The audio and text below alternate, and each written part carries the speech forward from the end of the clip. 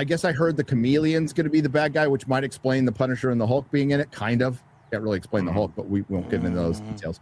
But yeah, like if they wanted to really spell out that comic book fans, we knew this, but we don't give a fuck about you anymore.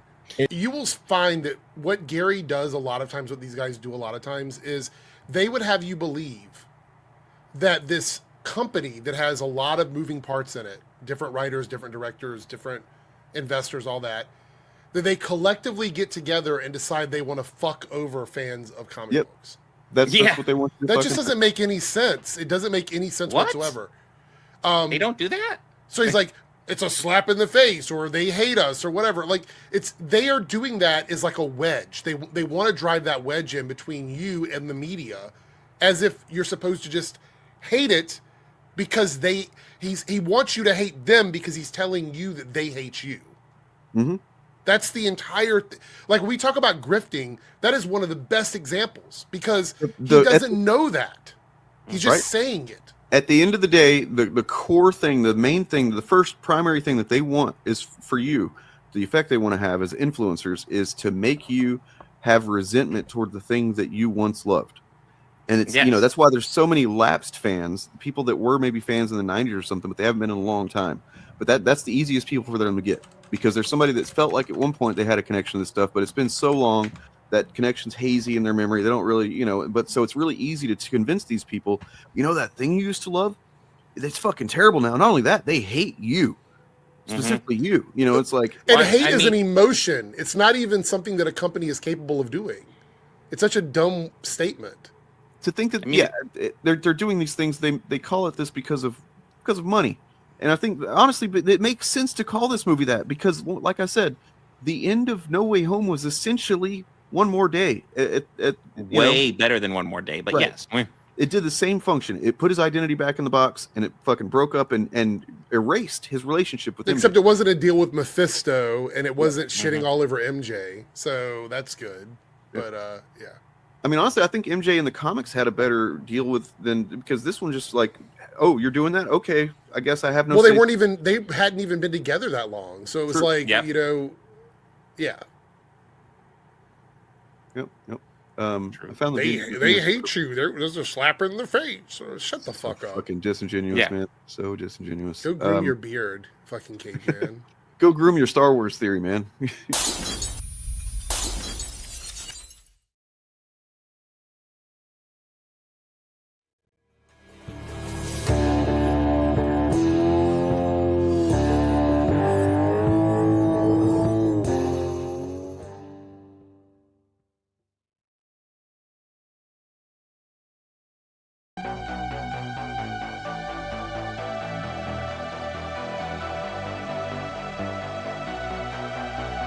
The shy, nerdy, awkward kid to Gwen Stacy, to the death of Gwen Stacy, to then Mary Jane, and then look, they turns out they get married and they're happily ever after. Except you get to read them being happily ever after and making weird, obscure sexual position references. I'll pull that up in a second.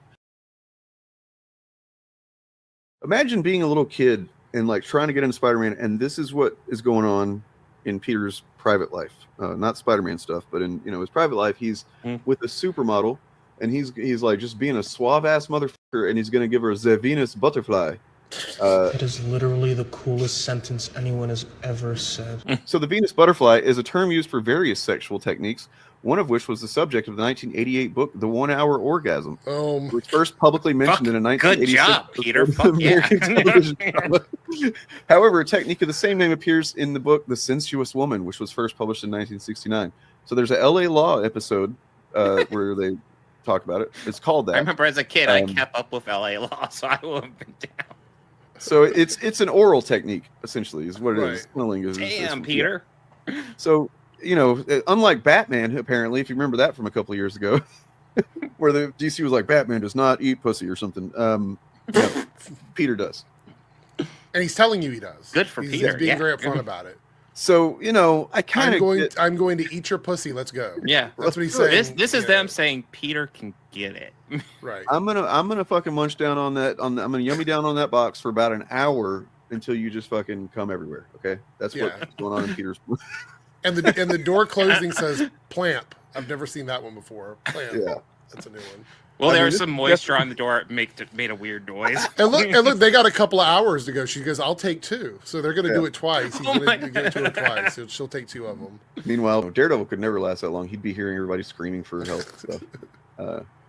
What was it called? The Venus Butterfly. Venus butterfly. Z. I want Z. Venus butterfly. He's also wearing like his Hugh Hefner smoking jacket. It's like, what is happening here? Now think about the fact that very intentionally the original stories of Spider-Man, or Peter Parker in particular, him having this being able to shoot webs. He built the thing himself or whatever, but like the web shooter, he shoots these webs. This gunk comes out of him, and like there's literally a couple of points early on where there's gunk like seeping under the doorway when Aunt May's like, "Oh, what's this gunk? This white goo?" Is like there's very clearly a puberty thing going on there with like the allegory going, and it's like now this is what Peter does. This is the evolution under the door. It's not coming from Peter. Right, the evolution of it. So this one power is really a piece of tech that Spidey wears on his wrists that fire a high tensile web substance, unless we're talking the Raimi version. Ugh. I know it's an allegory for puberty, but we really didn't need organic web shooters. So this is where Bully Maguire came from. The secret origin unlocked. I'm lonely. You aren't there for me. Look at little MJ Jr. Gonna cry. I bet there's like 3 to 5 people in here that would have their, that if you seize their hard drives, you know what I mean? Like just easily 3 to 5. I want to say, look, I follow a lot of different news sources, and the amount of right-leaning conservative people that are found with shit like that on their hard drives it's every day. It's at least one a day, sometimes multiple times a day. Yeah, so what was that guy that just recently got busted, who's like known for writing articles against queer people? Oh, yeah. Daily Wire writer who accused LGBTQ people of being groomers, Aaron Craig Gleason, has been arrested for doing that to a child under the age of 12. Yeah.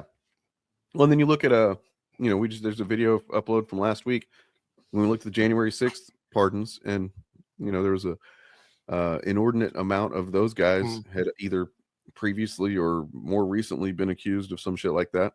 Where's the outrage videos on this guy?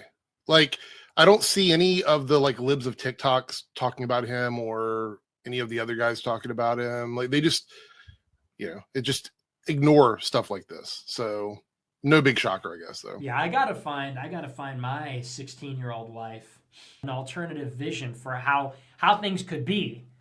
I want a 16-year-old that's untouched, pristine. Oh no.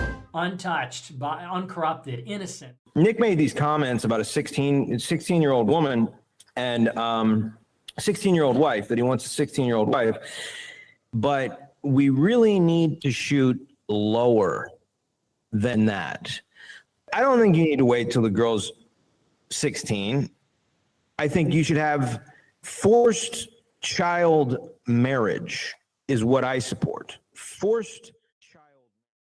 Obviously, I'm not promoting quote unquote pet, but gets thrown around at people who talk about so-called underage girls. But the appropriate time to have sex is after the first menstruation. That's when the marriage should be consummate. There should not be an age limit on when you can get married.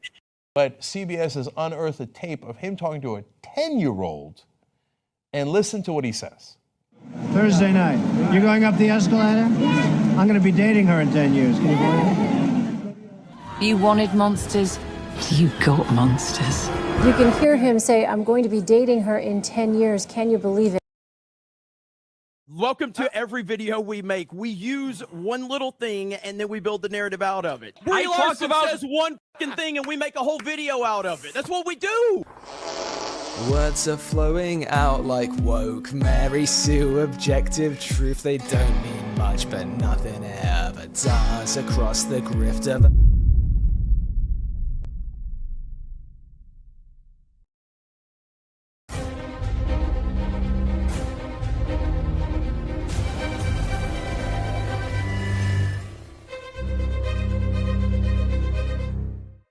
All right, you assholes.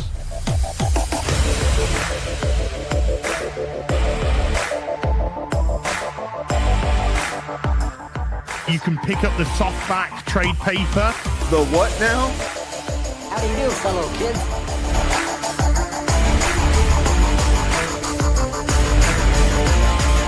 The fucking what?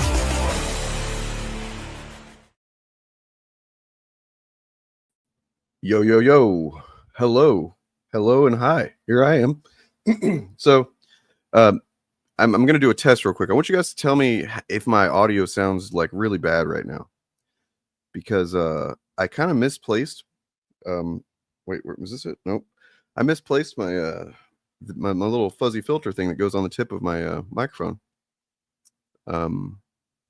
Because I got another thing that I use specifically for recording music. And I have to take the original one off to use that. And now I'm not sure where I placed the original. So let me know if it's like super great. Sounds fine. Okay. Cool. Well then I shall there I am. All right, sounds normal. Let's see what like it's not right. It's not right. But I think it would look weird if I use the new thing that I got, which is specifically for recording like singing vocals and stuff. It's a pop filter, but it's also like huge. So let me see. Let me put it on here. It goes like, I'll mute it so I don't kill you guys.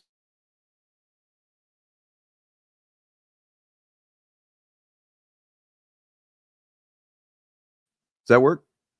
You guys hear me okay? You hear me well? All right. No problems? Okay, cool. Audio's good. All right. Gordy, how you sound? Sound all right?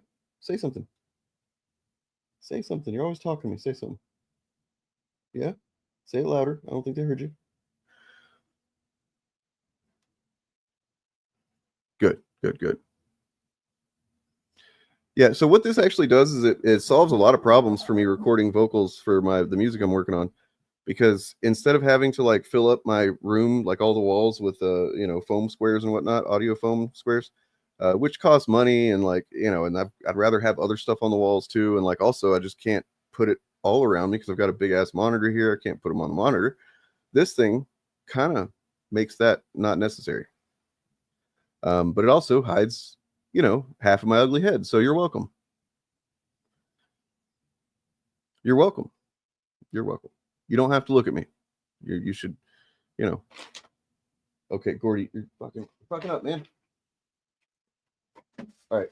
I just got a thing in the mail, just like right before the show. So Friday, which I'm sure we'll be doing something about it on the Live AF on Friday. But Friday, I don't know if you guys know this, is Superman Day this year. It kicks off the summer of Superman. So I figured, get a hat that doesn't fit. No, it fits. I just got to open it up. Okay, so I'm not sure if anybody else is going to be showing up today, to be honest with you guys. Let me pull this shit off. I'm not sure if anybody else is going to be on today. If not, then I'm sorry. It's just me. I know that many of you show up for other people, and hell, I don't blame you. But we'll see. Had a couple of maybes. I don't think I had any certain RSVPs.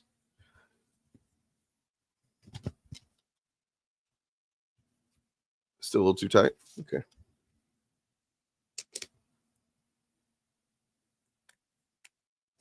I have a big head, so.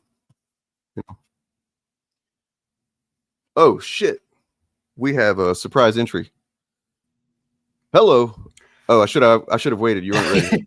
No. I was just getting that on. I have to like listen. I want to know what's going on before I like jump on. But I hear, yeah. Yeah. Well, really, it's just me. I just opened this package that had this cap in it, and I put it on. That's about it. Oh, that's what that was. See, I heard you talking about a package, and I was like, I'm sure that's something, but I'm looking at my screen, so I have no idea. You're like, what am I getting into here? Get the sticker off of there. There we go. All right. Yeah, I was just kind of messing around with my microphone because I got this thing for recording like vocals for singing. It's really big and it goes on the end of my microphone. It's like a super duper pop filter kind of thing. Yeah, no, totally.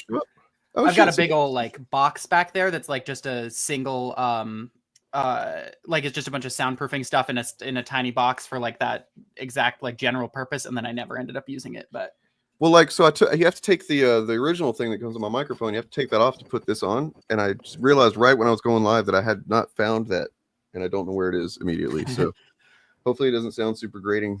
I'll try not to do any plosives, any, How's it going, Ryan? What's up, man? Pretty good, pretty good. So this morning, or last night rather, I saw a message in our server from Ryan about the Daredevil finale, and I hadn't watched it yet at that point. And he says, there's there was two things you said. I think one of them was that people aren't going to believe that this wasn't written last week, and then also something nearly made you throw up. And I took those two things to mean like this kind of, they reference the same thing or something. And I thought you were saying like the show is so bad that like it's so slapped together at the last minute that it made you want to throw up. That's kind of what I was like, oh man, that's really fucking disappointing. Jeez. That wasn't what you meant. I'm sure we'll get into spoilers for that before too long. So if you haven't watched the finale of Daredevil Born Again yet, I would suggest if you have any interest in it at all that you should watch it rather than listen to us spoil it for you. But we will eventually get to talking about details, I think, and I'll make sure that's known. I'll make sure it's on the screen. Wait, Ryan, did you also say that it felt like it was written last week? Oh wait, I don't think I did. I think that was you, but okay. I just wanted to know because it was like if I ripped you off, then no, you're right. That was you, and I just kind of mushed them together in my head. The weird thing is, though, that is what I was thinking, and if I hadn't said the first thing, then that's what I would have said. I'm really looking forward to going into that because I watched Dyad in the Forces watch along of it, and they made a similar point to the one I'm going to make, but I'm not going to. Well, I have a Bloody Disgusting article, which is actually a publication for anyone not aware. A Bloody Disgusting article that goes into the details behind that moment and how it came to be. Like the actual effects behind it and everything, and it's pretty interesting and made me appreciate it a little bit more. And it made me, and we'll get into it. Like, was it necessary? And I would argue that yes, it was. But anyway, other than that, what do we got? There's a really bad Batman take from Beau Demayo. We talk about that. Seems like he kind of maybe got lucky with whatever he contributed to the X-Men 97 thing, because like everything I've seen since then is like, have you read comics before, man? I mean, how much of it at this point is sincere, though, right? Like, true. It could have just be, like he could know everything about comics or whatever. I'm sure significantly more than I do, but then, at this point, you kind of have to, if you want to appeal to any crowd in the position that he's in, you kind of have to not know.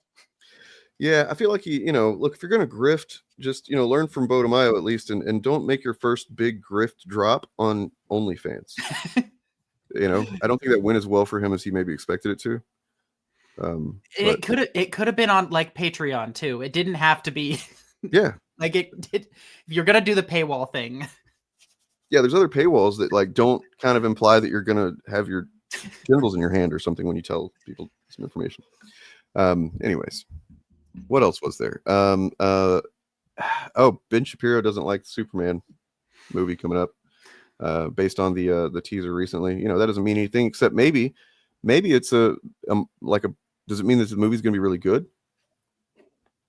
I don't know. I mean, he kind of is just like an opposite compass when it comes to film. So yeah, I mean, plus they seem kind of desperate to both get conversation off of Daily Wire and maybe get more, clicks. So other than that, there's the just last night I came across how the singer of Disturbed and the singer of Green Day they're the singers of bands that I used to like to varying degrees and now I'm embarrassed about. And they are at odds when it comes to Israel and Palestine. So I don't know what that means, except wait, Green Day's embarrassing now? Oh, damn. I mean, the music is kind of bad. I mean, it's not bad. It's just like they haven't done anything that's really exciting or interesting in so long that every time I try and listen to them, like a new thing will come out and I'm like, oh, new Green Day, maybe this is the one. No, that's not it. Oh, like, I thought you were talking about the most recent controversy or whatever that they're in with is what? changing the lyrics of, I think, was it Jesus of Suburbia, to say that's the what, running away from pain when you've been victimized. Changing that to running away from pain like the kids in Palestine. Oh. You know, like that was the thing that people were like losing their Well, minds so, over. so yeah, that happened. That wasn't. I guess that's the thing to be it's controversial. I don't see how that's even like not just a fact. But no, I'm with you there. But yeah, so he did that, and then David Draymond, who is just kind of an impressively scumbaggy kind of motherfucker. The more I looked into it, because like he's the singer of Disturbed. Guy. You know, there's video of him signing bombs in Israel that were going to be then dropped on Gaza. So like, and he's like wanting to, I guess, morality police Billy Joe for changing the lyrics of a song or whatever and having something to say about the situation. He's just he's all Israeled up, David Draymond. And it's just kind of cringe. And so are a lot of the photos. I want to talk about, like, this is completely an aside, but I found so many photos where he's doing something with his hand. He's like this or like this or this or something. It's like, I just picture him at every photo shoot. Like, I don't know what to do with my hands, you know? So he just does random shit. Yeah. Oh yeah. That's real. That's real. They are an embarrassing fucking band. I liked like some of the songs off of that very first album when I was 17 years old, and I've never let myself live that down. No, but fact, they've never actually been the shit. They've always sucked. Anyways, other than that, that's about all I have. I guess we could look at what else was there? I don't know. We can get into Daredevil. You want? I mean, hell yeah, I'm here for Daredevil. Get it out of the way. Not that it's something to get out of the way, but you know, so that in case there's anybody that you know is afraid of being spoiled, I'd say, let me put a thing on the screen real quick. So Ryan, what was your overall thought of the season without getting into details yet? I think watching it week by week, it felt uneven. There's some episodes I really loved. There's some story arcs I really loved. Overall, I wasn't enamored by the actual Kingpin of it all until the very end. But then that's a personal thing, because to me, he's not a great character for Daredevil to face off against. But that's just for me personally. That's interesting. I guess. Well, like, why do you think that Kingpin isn't a great character for Daredevil to be against? Well, it's on the Matt Murdock side of things. It's the legal stuff, which Kingpin is always going to get away with until he doesn't, and he goes to prison. So it's kind of, there's no drama there for me. The whole tension about courtroom dramas is you don't know if they're going to find somebody guilty or innocent, and in drama you can actually show the audience, if you want to, whether they are guilty or innocent. Whereas with Kingpin, yes, we know he's guilty, so there's no. So they seem to kind of like move away. I think, in fact, from what I remember, they did what they had filmed initially before they changed their mind about more than half the season, I think, was that it was more of a courtroom based show. Right? Yeah, and I think that's difficult to do with a comic book show as well. I think that's probably why originally it was going to be 24 episodes. I could see it kind of like being, I guess, sort of Law and Order, where it's, instead of the cops investigating, it's Daredevil, and then it's Daredevil also prosecuting. I have no factual basis for that. That's just sort of thing. But yeah, so the courtroom side of things with the Kingpin doesn't really interest me. So then what is it? Because he's not going to stop. So what's Daredevil going to do? Just keep beating him up until hopefully one day he feels sorry for it? It seems like that's sort of always an impasse, where I think Daredevil's really interesting villains are the ones that create a moral quandary for him, like Elektra, and in a sense Punisher as well, who is, I would say, a Daredevil antagonist and protagonist. You're right. Well, like, anytime, you know, light spoilers here, but like, yeah, with them getting together in this episode finale, it's just anytime they're on screen together, they both just kind of pop, right? Like, I fucking love it. I think that's the most, and I've said this going back to my video 5 years ago, I realized yesterday, my Punisher video, that like the absolute best use of Punisher is putting him with Daredevil or Spider-Man or somebody like that doesn't want him to kill people, and he's going to be trying to kill people anyway. Like, just the action scenes are great when it comes to that, the literal of that, but then also just like the the dialogue about the morality of killing people or not versus what Daredevil does and stuff like that. Fucking love it. I think it fundamentally like introduces a very interesting moral quandary that wasn't there before, where even though he's not directly killing anyone, now Daredevil is getting people killed anytime he works with, the Punisher. Like, I just think that's such an interesting relationship for them to have, because he's fully willing to accept his help when the need arises. Yeah. Well, I mean, and then he just, like, meekly is like, "Oh, stop killing people, Frank." And Frank's like, "I'm not going to do that." Like, yeah, he fucking clubs that dude in the head like really, really hard, like with the potential for brain damage or murder. And then he's like, "No, don't shoot him." It's like, what did you just do? But no, there was like, whenever the first episode that Frank was in, where it was just really that one scene, which was a fucking excellent scene, episode 4, I think, it seemed like Matt was kind of trying to goad him into doing Punisher stuff again. Like, if you really kind of read the subtext of what Matt was saying, he was like, "Oh, you're just in here doing, nothing or whatever." It's like, what are you doing, Matt? He's not being Punisher right now. He's not doing anything, and you're kind of like provoking him. It's kind of weird. And I think that's where the interest lies. Is Matt sort of wrestling with his demons, because he's his moral code is always wobbly. So, to be honest, I think Kingpin works far better in the comics, and I think this is the same for all ongoing villains, because it doesn't end. Whereas, how many times can we see him? Not that this show's necessarily doing that, especially if you look at it fresh.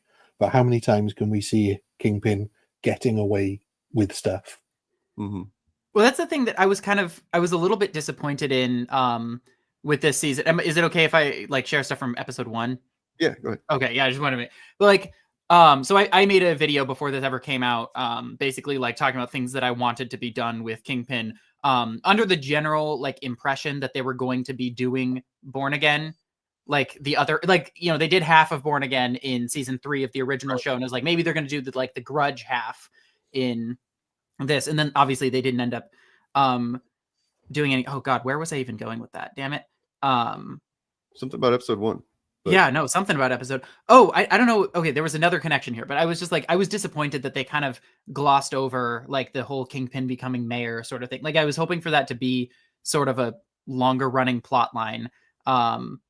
Like a like a mid-season finale kind of deal. Like, okay, now he's now shit's getting real. Especially because then, like, if you read just like the description for the finale, they say something about like how Mayor Fisk is becoming Mayor Kingpin, and it's like, I feel like that would have hit harder if he had become Mayor Fisk halfway through. So then it was like, we've seen the first transition and now the second one. But yeah, no, that's a good point. I mean, I guess there's just like there were several episodes, or at least a couple, that really didn't have anything at all to do, for the most part, with him. So I guess, but no, I definitely see what you're saying. Like, why did people vote him in? You know what I mean? Like, yeah, and like a bunch of people that want things to change or whatever. But like, I don't know. I feel like there's something missing there about why they would go. Well, this guy, he was actually incredibly accused of a bunch of stuff, and he only kind of got out of prison on a technicality, which we didn't find out until this episode. And especially because he basically already had that sort of plot line in season 3 of Daredevil, where he was like charming the population into believing that he was innocent. And then that went very badly when, of course, it was revealed that he did spoiler things in season 3 of Daredevil, And so it's like, okay, what, like what's his spin this time? How did he come back from his second comeback? Like, it just felt like they wanted to do a show where Kingpin is mayor, which, like, fair enough. I understand wanting to just be like, this is the premise of the show, shut up about the other stuff. But it was still a little bit like disappointing that it wasn't, I don't know, that it wasn't like at least addressed in any, meaningful way.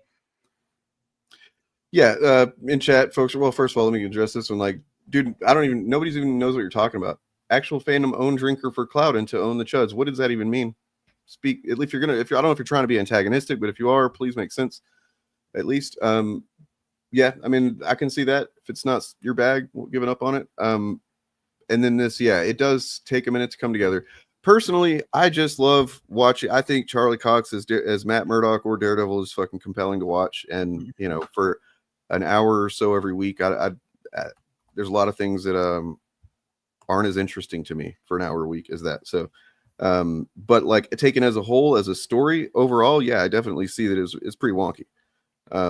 And if I was trying to watch it like I used to watch the old Netflix show, I don't know. But yeah, 1 hour a week, I can watch it, take that bite size and go, okay, yeah, all right. But I mean, still, I'm going to come out of it thinking I like watching Charlie Cox. You know what I mean? I mean, for me, and I don't know if this has got to do with the way that the series sort of developed with the earlier stuff, but the Kingpin was far better written and more interesting in the second half of the season. It felt I don't know why I was so bored by the Kingpin in the first half of the season, but the first four episodes are just. I think that what they were trying to do was they were trying to convince us that he was legitimately trying to be not the Kingpin, that he was legitimately trying to be the mayor or whatever, which, like, of course, that's not what it is, because he's still going to do, whether he's doing it now, they just aren't showing us, which is the case because of that Adam thing that they didn't reveal for a while, or he's just going to, explode at some point. Why would you make a show about him if he wasn't going to do Kingpin shit? If he was just legitimately trying to become the mayor and do good mayor shit, you know what I mean? Like, I think like there would have been something there if they were like, if he was legitimately trying to not be the Kingpin, and then we were seeing like stuff happen that kept like making him fall back into it. And it's like, okay, we know he's going to end up there, but we know he's trying not to, as opposed to what we were kind of watching, where it's like, is he trying not to, or is he just bullshitting us this whole time? Yeah. And then we're like, oh, he was bullshitting us this whole time, but also I guess he does want to fix the roads. Like, I don't know. There was a bit in the finale, which I guess I don't necessarily have to spoil, but that really called into a bunch of that into question for me, because I was like, okay, wait, what is his morality right now? I don't know if there was one thing he did that felt really out of character, not necessarily as like a bad thing, but like I wanted to know what caused him to make that decision, and I feel like we just didn't get enough development for where he's at. Let's get into it then. What is the thing specifically that you're talking about? Well, yeah. So, my girlfriend agreed with me on this, so I know I'm not like completely insane. But we watched at the end of episode 8, right? Matt saves him from getting shot, and then we don't get a ton of follow up to that, like not enough follow up. But then I was expecting that the next episode, the finale, was going to have some interesting dynamic where Kingpin is trying to balance like his general feeling of like kind of being honor bound to this guy with the fact that obviously he hates him, but he basically instantly is like, oh yeah, just kill him. Like, I don't even care. It's like, I feel like in season 1 of the original show, or even season 3, he probably would have had like a, you know what, I'm going to give you an extra 24 hours for that, buddy. Kind of mentality. So I was like, okay, what caused him to be like, you know what? Nope. I'm just 100% cool with, killing people, even as they, maybe he kind of in a way did give him a cause he sent, like, who the fuck is Buck? He sent Buck with some with some poison or something. Come on. I mean, yeah, but you also like, you'd also feel like Matt is the kind of person that if he's gonna kill him, he's gonna show up and do it himself. Like that feels like. I mean, he could have even turned that into a sort of like a photo op kind of deal where he's gonna, he visits Matt in the hospital, slyly, poisons him or whatever, and then like, you get the photo op of him, whatever, crying over Matt's body or something like that. Like, it just felt weird that it was so impersonal to me. No, I definitely was like, I guess I kind of just forgot about it as the plot moved on. But yeah, it's like one of the first things in this episode is him. I'm kind of expecting him to at least address, why does he think that Matt did this? How does he feel about it? Doesn't even address it. He's just like, well, he's in the hospital. He's wounded. Let's kill him.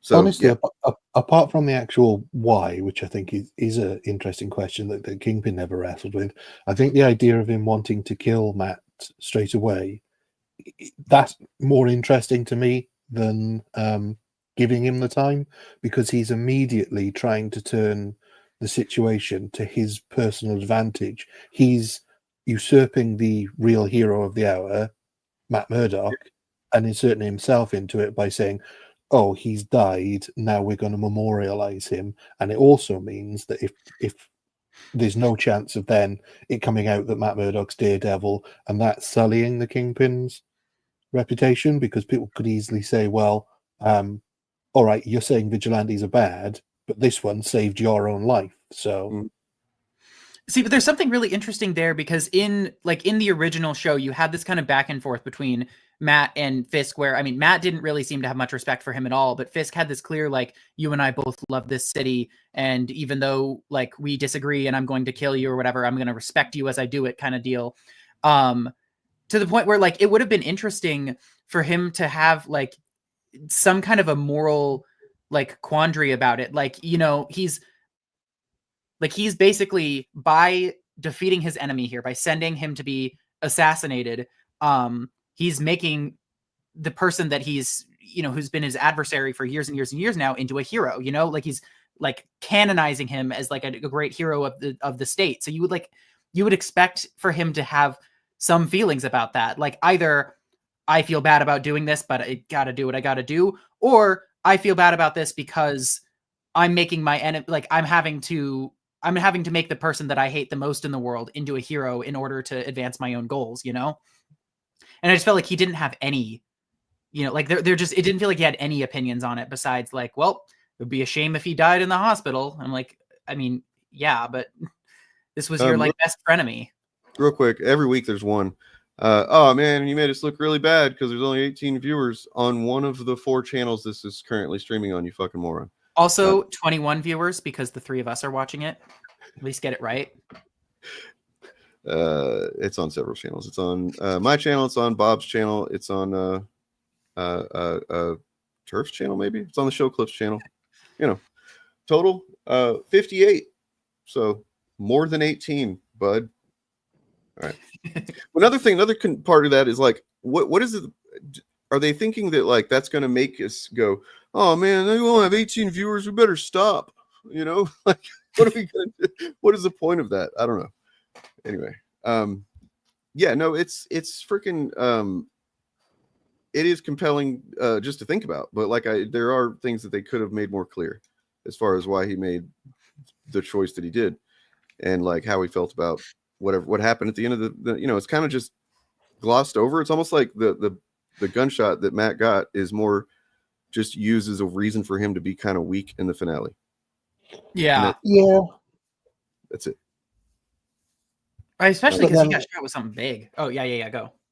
I was just going to say that I don't know if that's necessarily the reason. Like him getting shot seemed like more of an inconvenience to the final episode, which is why certain things it felt like certain things are sort of like, well, when he recovers from this, then we'll do the stuff that would have been the finale, but stretched out over season 2. So it's like it needed to happen, but they probably thought, well, we can't do another flash forward. But I think the other thing for me is I'm not necessarily treating this like a continuation of the Netflix series. Oh. And no, it's more like, I guess you would look at it as like it's a new writer coming onto a comic book series. So it's some of the stuff that we saw happen in the Netflix series is like canon, but some of it has been sort of retconned, basically. So I don't think we can see the characters the same. It's been so long since I watched those that like in my hazy memory that I have of them where like certain things stand out, but like it fits. But I bet if I went back and watched those 3 seasons now, there would be several things that stand out as like, well, that's kind of weird, you know, in Born Again when this happens or whatever. But yeah, so maybe that's what they're counting. It's just the hazy memory kind of. And that's kind of how I'm treating it. I've not gone back and watched the original seasons to get to the original series to catch up. But yeah, I think that what would have been, it seemed like they were getting there as well. It's just they sort of compacted and stretched some of the elements of it. Is that he, like you said, Kingpin was trying to become Mayor Fisk, and it would have been nice. The problem is Vincent D'Onofrio, he's made him too weird from the start. So it's hard to believe him being earnest in that role. And well, I mean, plus, so you know, now I'm kind of questioning if what I said was right at all, because maybe they weren't trying to convince us that he might be going legit, because it was pretty early on, like Commissioner Gallo, which we're going to get to him, believe me. But earlier in the season, whenever that, he said he was going to resign, and Fisk was like, no, here's pictures of your, was it illegitimate family or something he had or some shit, or what, like somewhere. He was basically threatening him there, and it's like, that's straight up Kingpin shit. Yeah, and I think that was either them hinting that they're not doing what you were suggesting, or that was an error on their part, because I think it would have been more interesting. It would have been more interesting if it had been straight up. He's out of prison. He has, after what he went through with Echo, which is that because he's got an eye again. So I don't know where we stand there. But like, after what he went through with her, and saw how that sort of messed everything up for him personally, is he deciding that he wants to be Mayor Fisk? But does Vanessa now only love the Kingpin? Because the hint we got towards the end of the show is that she despises Wilson Fisk and is in love with Kingpin. And I think if we could have seen that at the start, be stronger. Which is a very interesting turn for that character, because it's kind of like, he always assumed that he needed to keep those separate, and that, that she wouldn't want to know about the Kingpin stuff. And clearly he was wrong. She's been seduced by the evil, but then then it's harder to work in the couples therapy element of it all, because like you said, we've assumed that she wouldn't like that side of him. So it feels like it could have done with a couple of episodes before the first episode, building up to, or where their relationship is now, and him becoming mayor. Yeah. Well, what does this guy say? Hey. What's up? How's it going, man? Rough day. Not as rough as Commissioner Gallo. Oh, that was pretty rough. Yeah, that was rough. We haven't got into that quite yet, but that happened yesterday, so he's probably fine now. Oh yeah. He's having a good time. They showed the make whenever there's an obvious, like, somebody obviously is not going to make it in a movie or something. I'll be like, I say to my girlfriend, he's going to make it. He's going to be all right. Did you guys see the prosthetic they made for the shot? Yeah, I got the article. Oh, and I don't want to see it. We talk to talk about that shit, but yeah, I'm ready to go in pretty deep. Well, what I wanted to say is where the episode, and I know I did watch Eric's coverage of this on his stream last night, is where it really turned the corner for me was probably episode 5 into episode 6. I really loved that Bank Vault episode. I'm disappointed it didn't tie in more smoothly to the overall story, because I don't think they made enough of that background story of the different gangs. But I love that episode. I thought that was a perfect sort of day in the life kind of thing. Yeah, bottle episode, if you will. Although not a cheap one, but still. Yeah.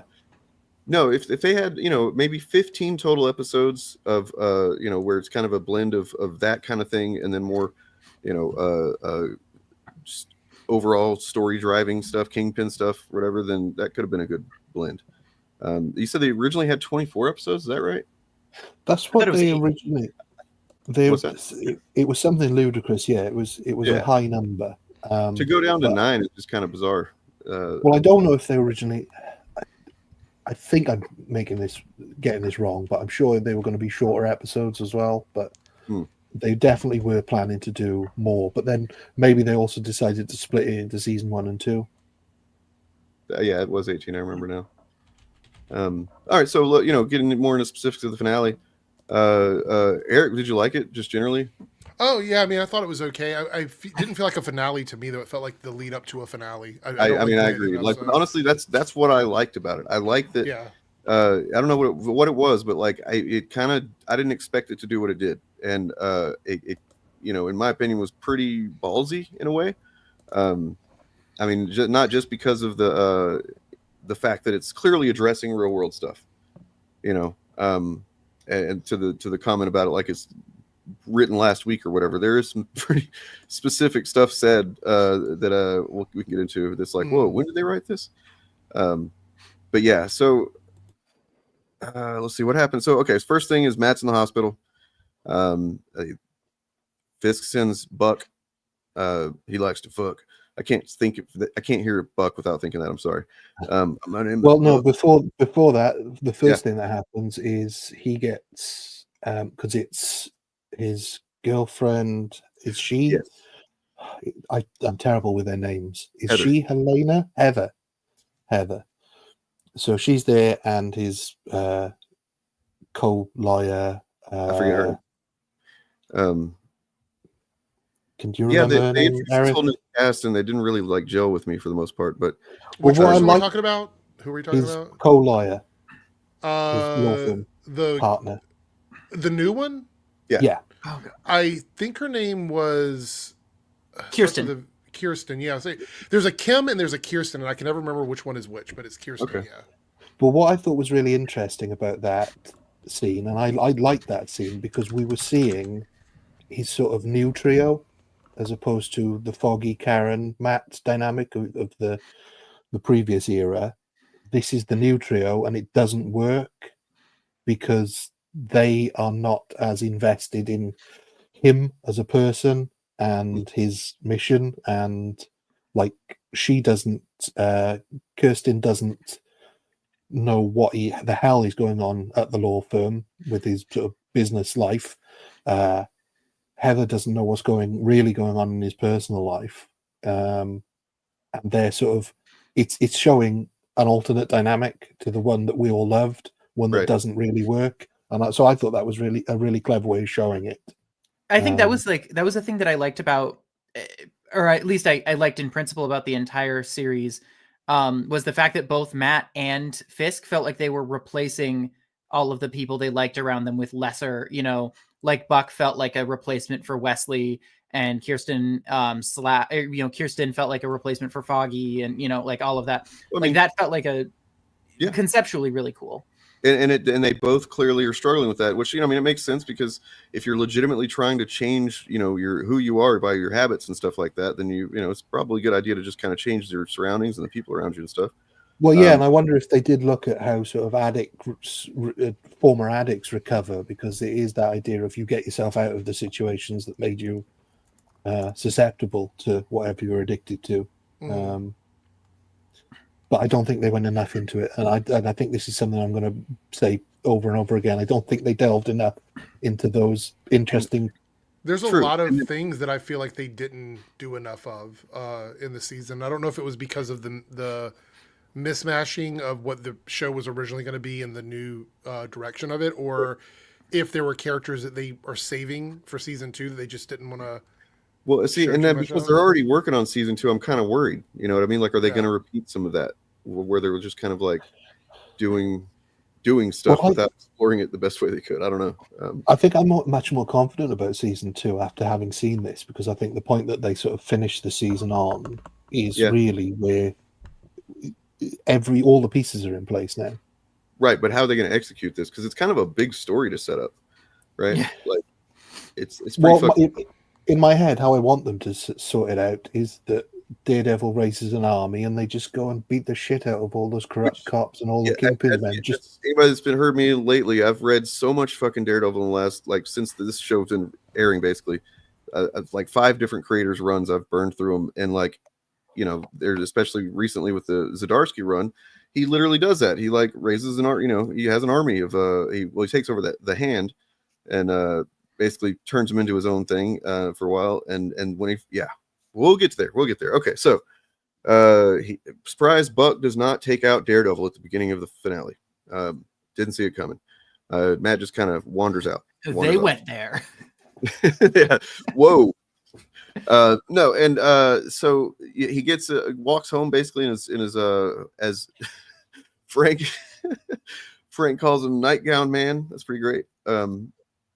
He gets home and he's kind of chuckles to himself when he sits down, and he's like, "Oh, you're the last person I expected to be here. It's the Punisher."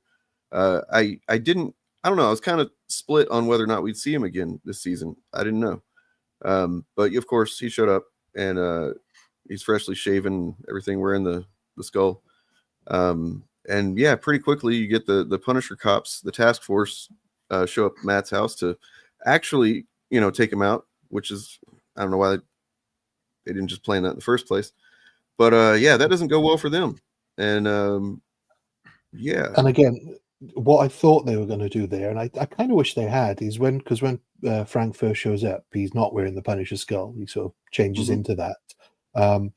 What I was hoping for is at first he wouldn't be wearing that, and he would take it off that cop that killed White Tiger, and sort of, because there's no urgency about him reclaiming his sort of, not mantle, but taking back his name from these cops.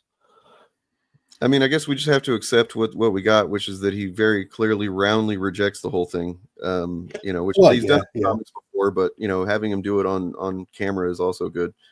Not that See, but I also think that I don't know if he is that invested in like reclaiming the title or anything like that. I kind of got the impression, at least that he's trying to come off this way, that like he doesn't care about the fact that people are like using his logo or whatever like that. He just thinks they're like lunatics who don't understand like anything that he goes through. Like I would be surprised if like there was a plot line where he decided to go out of his way to start taking out cops with his logo. You know what I mean? Like it felt more like if he encounters them, he might do that. And for me, that's a bit disappointing because I kind of want to see just something from the character that isn't just I'm going to kill people that happen to bump into sort of thing. What's the point of Frank Castle as a character if he's just not doing anything? I don't know, but maybe this episode changed his mind a little bit. To me, what we're seeing now is him kind of cleaning up the issue that he didn't even like. If you go back to episode 4, the first one he was in, he was done. He wasn't being Punisher anymore. There's stuff going on that he could be addressing, and he's just kind of not. He's not, really doing anything. And that's like we said, Matt kind of, taunts him a little bit about that. And he was aware that there was these Punisher cops out there doing stuff, and he hadn't done anything about it yet. So really, like the arc for Frank in this is specifically because Karen says, I knew that you cared or something like that. And then they leave, and he says quietly to himself, he's like, stay safe out there or something like that. Like he's caring about people again. And he cared about Matt. He cared enough to show up and he's going to kill people. He might as well kill these dumb cops at the same time. But like, I think that's just that he's, I don't know about softening up, but he's kind of starting to, I guess, I don't know. It's not clear. I think that's interesting. Like you said, him retiring, him stepping away and saying, I'm not going to do this anymore. That's a choice. That's an interesting choice. But I think the way he came back into it, because Karen called him up and he sort of fancies her, basically, is what they say in the show, is that he's attracted to her and she's attracted to him. And it's like, is that enough motivation for a character? I mean, I don't think that he just did that because he wants to bang her or something like that. Is he also just cares about her as a person? And I think he cares about me. So like that's what I was kind of getting from it. But I completely agree that I wish that like the one thing I would change is that he just wouldn't be wearing the skull. Everything else could basically be the same, but it would be a pretty good statement to have him not wearing the thing while all the cops are. You know what I mean? I was questioning that at first. I was like, I don't know, I kind of like that, but I do kind of enjoy the idea that they're way more obsessed with the symbol than he is. That is a good visual. Damn it! All right, you've changed my mind. It's also a good visual just to see Daredevil and Punisher next to each other in the street. You know what I mean? I don't know. I'm a comic book nerd, so that's pretty satisfying. And then so then there's a whole thing where Frank is just straight up killing these dudes. Matt's he's telling him don't, he tries to save a couple of them and doesn't do such a great job at stopping Frank. But luckily none of that actually matters in the end, because they will get blown up. So not playing patty cake with these fanboys. I'm chopping them up. That's what Frank said. Bernthal he does it right.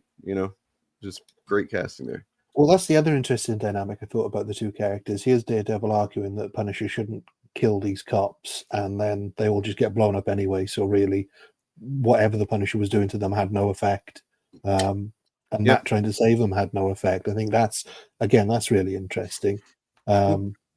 Oh yeah, was that was that described as, or was that portrayed as one of the cops throwing a grenade, or was that somebody outside, like a different agent doing that? I thought it came from outside, but that's what I was thinking. I was thinking that like one of Fisk's guys decided, like, he didn't give a shit about who he killed. Because that helicopter was circling the whole time, and it could have been a rocket-propelled grenade. We don't know, but all we knew was a grenade that somebody threw. So, yeah, I mean, look, we're going to get into this type of take pretty specifically in a little bit too. So,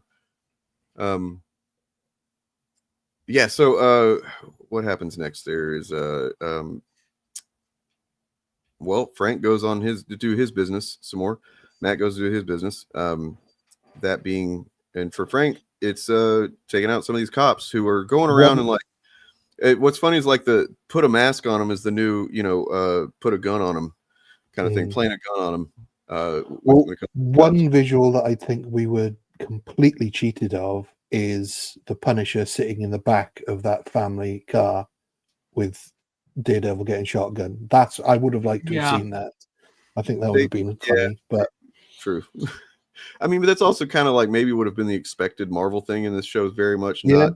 That's true. That would have been like memed to hell immediately. Yeah, maybe would have deflated some of the more intense, because it's fucking intense. Like just like orgy at a campground, it is fucking intense. So yeah, and I'm trying to remember how things played out there.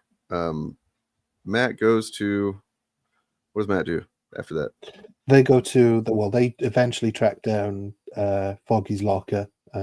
Yes, and they're looking for the files while Frank is assaulting the cops. And there was when the first guy he kills and the blood splashes on the light. I thought that was a fantastic visual. And again, I wish they'd done more sort of unrealistic but cool looking shots like that, like they did with sort of bullseye view. Oh yeah, it all went blue. I thought those were some nice, because that's another thing about the first episode. While it looked, Frank Castle is here in his walkie before Frank slapped it away, and then the grenade was like 2 minutes later. Okay, yeah, so the grenade was definitely I was like, well, we got to blow up the Punisher. We got to get rid of that guy. Fair. Yeah, in the first episode, there were some nice visuals, which I know a lot of people didn't like because it looked very CGI, but I thought that was intentional. I thought that was a style choice because it was very stylized. The opening rooftop thing with where he's heading toward Foggy's guy and Bullseye's coming the other direction. I thought that was purposely stylized to look like that. But they did it a few times, like especially in like the premiere and then the finale too, where like the lighting would just very specifically turn red. Like whenever at the end of the first episode, and there were purple for Bullseye. Yeah, which it's kind of obvious what it's saying, but it's still kind of neat. Okay, wait, but sorry, this just hit me. If they knew that Frank was in the building and they still tried to blow him up, that suggests that it wasn't a cop doing it, right? That was like a different government agent of some kind, right? Like, because you would think they wanted to capture him and specifically intentionally use non-lethal weapons, Well, I don't think it was them that wanted to capture him. It was specifically the vigilante squad that asshole who's been through it out. He wants to recruit. They've got their own like Punisher fan club. So but like you would think that the cops that showed up to Matt's apartment probably would have been a part of that club if you know what I mean. Like if they had sent a different team, then those would be the guys standing in a line to recruit him, right?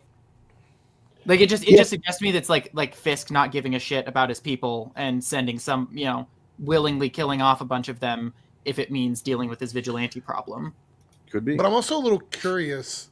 How many people know that Matt is Daredevil? Not many.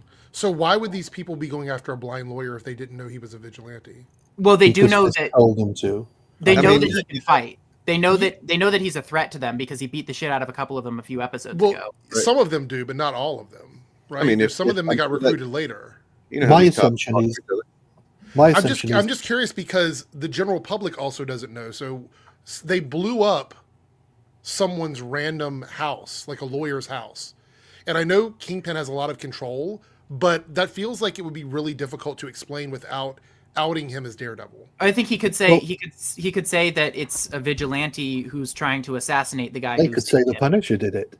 Yeah, like we know that Matt saved Castle's Fist's involved. life. You blame anything on him. So as long as what prevents Kingpin from outing Matt Murdock right now, though? Like, what's the incentive? For Then him Daredevil saved his life. You know, like then he'd have to admit that Daredevil saved him. And that's enough for him to just not admit it? I mean, I think so. Like he's kind of fighting he's fighting a propaganda war right now. I mean, he's smashing people's heads in. I don't think that he would care about something like comics, that, though. There's like specifically like there's a long period of time when he knows that he's Matt Murdock and he doesn't do anything about it, except for he actually sells the information to a couple of different people when he's desperate or something like. In Kevin Smith's run, the spoiler alert for this, the bad guy behind all the machinations of that run or that arc was actually Mysterio, and he had bought Daredevil's identity from Kingpin, who was pretty broke at the time, and sold it to him for like $1 million. I just feel like this is a very messy situation that Kingpin doesn't normally, like, it's a lot of loose ends that he doesn't usually leave. I think the reason sum it up, the reason he doesn't just like give it out and take it to the news or something is because he has power over Matt with it, and it's like I think he values being like Matt, wondering is he going to do anything with it. But wouldn't catching Daredevil be one of the biggest prizes for him as the mayor? I think no, because I think what he's doing as the mayor is bigger. Like it's inspired very much by his, petty grievances of Daredevil, I suppose. No, I guess not petty from his, but like the reason I think he became mayor, even though it doesn't explicitly say this, but he became the mayor, and the first thing he wants to do is get rid of vigilantes. It's pretty obvious to me that I think we talked about this, that he's fucking pissed off that Daredevil brought him down, and he even said he was saying this. He after 10 years of work, Daredevil takes him down. Except they're gonna find out that Matt Murdock is Daredevil, right? That's gonna happen if one way or another that's gonna come out.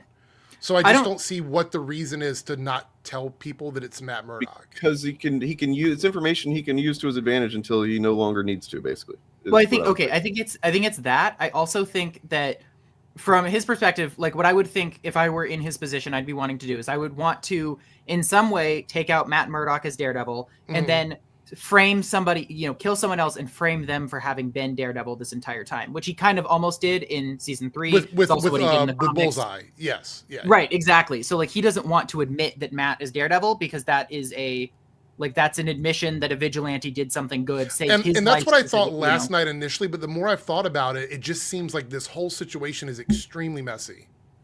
It is. It's messy, but he's trying to put on a clean persona for the public. Like behind scenes, he's killing people. I don't think there's any good outcome for him once Matt is revealed to be Daredevil. He either has to frame somebody else as Daredevil or disappear Matt Murdock. That's really the only way this works. My guess is that he probably wants to do both. I agree. If he can control. I'm sure he doesn't want Daredevil to become, even if Matt Murdock dies and Daredevil's gone, he doesn't want the legacy of Daredevil to be a positive one. And if Matt Murdock, everybody knows Matt Murdock, he's a nice guy. He's a great lawyer kind of thing. If you actually put those two together in the public's mind, then now Daredevil can't be anything except, that really awesome lawyer guy that's blind. And he wants to make sure that I think everybody thinks of Daredevil as and all vigilantes as just a bad thing. So, and not only that, in this series, or in this season, what we've seen, Daredevil hasn't done that much publicly. Matt's been the public face. So Daredevil saves White Tiger's daughter from Muse, but that's covered up because she's the only one that's speaking publicly about it. Nobody's listening to her. He kills Muse, or he saves Heather from Muse, but they cover that up immediately. So actually, as far as the public's concerned, Daredevil's gone. There is no Daredevil. So I think outing him as Daredevil kind of gives Daredevil more power in a way. Yeah, right. Especially after he literally, like, everything he's been doing as Matt Murdock, it's like, well, yeah, he was Daredevil, but we haven't seen him as Daredevil. He's been Matt Murdock, saving you from being shot, etc., etc. Someone in chat just made the joke I was about to make. I was literally about to be like, well, he could go to Doctor Strange, and then I look over at the chat and it pops up, like, damn it, now it looks like I stole that. It needs to be comic accurate, and he goes and rounds up all the Purple Man's illegitimate purple children and gets them to make it happen. Or Ben Affleck Daredevil comes through a portal and... I guess the issue is that Well, first of all, I think the singular best storyline in the entire season is Kingpin's storyline. I think that is the best one from start to finish. And the reason why I feel that way is that Matt's story doesn't feel as cohesive throughout some of the choppier moments, whereas Kingpin's refilmed stuff with Vanessa because they brought her back in later. She wasn't originally a part of the season. So a lot of that stuff was specifically made to flesh out the Kingpin story that we get. I feel like not only Kingpin was a stronger story than Matt was, but his supporting cast was better than Matt's supporting cast. That's what I think. Like Daniel and BB and Sheila and Bullet, whatever his name is, the guy that plays it. Is it Bruno? What's his first name? Buck. Buck. All of those characters felt more interesting to me than any of the people around Matt this season. Oh yeah, Daniel was a great character. I was like, I am so invested in whatever ends up happening with him. I kept like anytime he came on screen, I was like, oh look, it's Big Balls. But well, we know that eventually he's going to grow up to run a section of the New Jersey Mafia. So right. That's kind of. And somebody in the chat said this. I think it was Matt, the film guy. I think episodes 1, 8, and 9 are clearly the strongest episodes in the season in terms of like visuals. Yeah, I think that a lot of the middle there was some good stuff in the middle of the season, but I think the visual cues that we got with like the changes in the aspect ratio and all of that, clearly that was a product of the people behind episodes 1, 8, and 9. Yeah, like if they were going to turn this version of Daredevil into like a feature film, then that's kind of the vibe they would probably go with, right? Yeah, I think it was visually far more interesting because I couldn't really give you any specific visual moments about the others apart from perhaps the Muse episodes. And I actually think the one sort of filler episode, which was the bank episode, the one that you can kind of just take out if you wanted to, still that good. episode to me was arguably one of the best middle episodes in terms of like the between the bookends. As an individual episode of this new Daredevil season, even though I don't think it fits totally with the rest of the tone of the season, I think it was one of the better episodes. And we never found out if he got did he get a loan from another bank? I don't know. I was like really disappointed too in the side plot line between Matt and Heather, because the idea that she just ideologically ends up joining Kingpin because they just fundamentally disagree on something, like that is such a rich concept to do with something like that, and such an interesting way of like this is the person he's basically replaced Karen with, and unlike Karen, this lady, like, you know, this lady's a freaking fascist waiting to happen, you know. Right. Like, that's just so interesting. One of the things that happens repeatedly in the comics that like I do think the show did pretty well is showed that he's only ever half a person for most people that in his life, you know what I mean? Because he is Daredevil, he's also Matt Murdock, and anytime he tries to like suppress one or the other, it doesn't go well, right? So he's been suppressing the Daredevil part, and you know, clearly started to go pretty badly for him. He's now I said after that the Muse episode, or the one after, I guess, where she's like, fuck Daredevil, he's a piece of shit. And I'm like, well, you got to break up with her now. Why haven't you broken up with her yet? You know what I mean? Like, she's going to sit here. I thought she was actually using him specifically to get the vigilantes. That's what I felt like in the middle part of the season. Yeah. I was like, is she just using him to talk to like these people that he's represented in court? Well, I think again, this is where I wish they'd gone into it more. It felt like she knew he was Daredevil at certain points, but then clearly has no idea. Right. And like in episode 8, they sort of probed this the strongest, where he's literally ignoring her to listening to other people's conversations as she's telling him why she feels ignored. But I don't think they set that up strong enough either. I wonder if there's a backstory as to why she hates vigilantes that we might get in season 2, but I don't know. I don't understand. Like, I know what's the length of the relationship? I'm a little fuzzy on that. They've been going out a fair while, and if your boyfriend tells you that guy you think is so great is actually really not, he's evil, I would tend to be like, well, okay, I don't see it, but I will believe you, rather than just being like, nah, he seems fine. Yeah, especially because she knows he has experience with him, you know. Right. Yeah. So, however, I will say that the one thing I did notice is that whenever it shows at the very final kind of little montage of scenes, whenever Matt's talking, he's talking about resisting and rebelling and stuff like that. And while he's doing that, it shows her in the midst of other people that are very clearly against Kingpin. Mm-hmm. And I can't help but wonder if maybe she's either, maybe not actually A fully on psyop board. kind of situation or whatever. And I think that's fine, but I think they've already set that up better with the BB character. Mm-hmm. True. Which is, and the other thing is that she clearly knows that Kingpin is not a good person, because when she's talking to Vanessa, she's like, is he hurting you? Is he doing something to you? Kind of like that was the vibe she got. So I don't understand why she wouldn't assume that Matt was being straight up when he was saying that, Kingpin is manipulating people and stuff. She's clearly, as the therapist, she knows that this is what's going on. She's seen it with Vanessa. So it just seemed a little weird to me.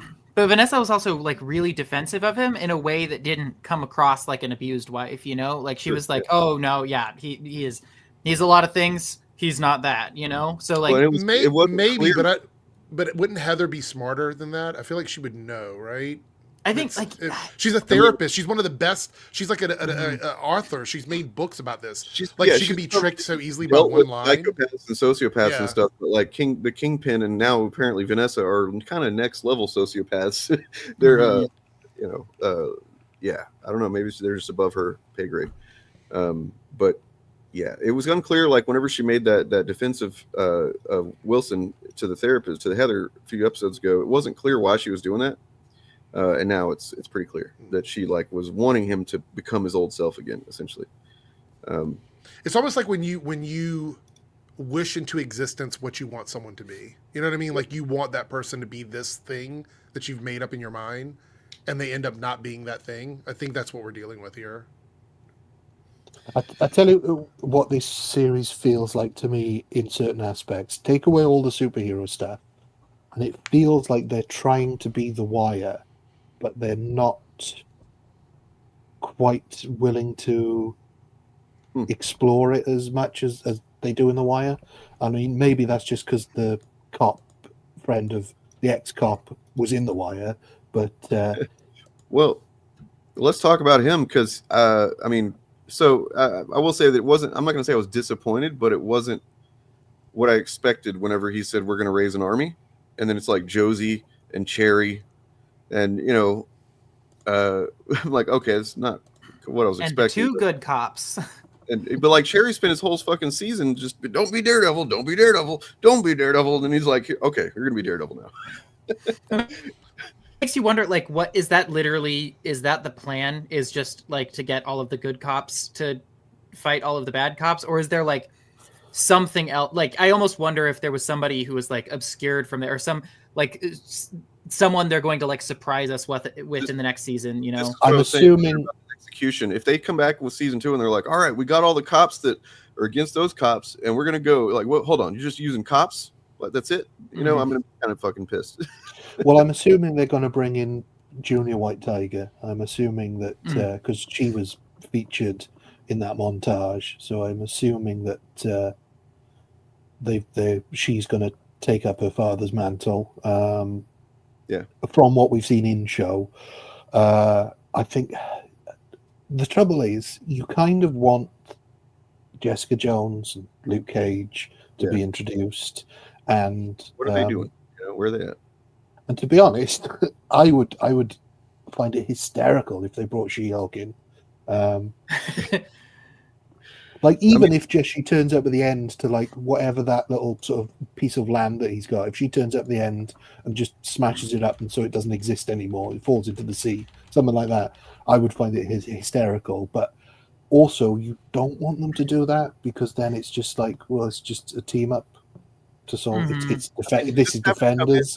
Not even in She-Hulk form. Just have her come in as Jen Walters, and she like did some kind of lawyering basically that made it so it's not it's actually legally part of New York now. So all that shit doesn't they can't literally just identically recreate the scene from Spider-Man No Way Home where they're sitting around a table and she catches a brick that comes through the window.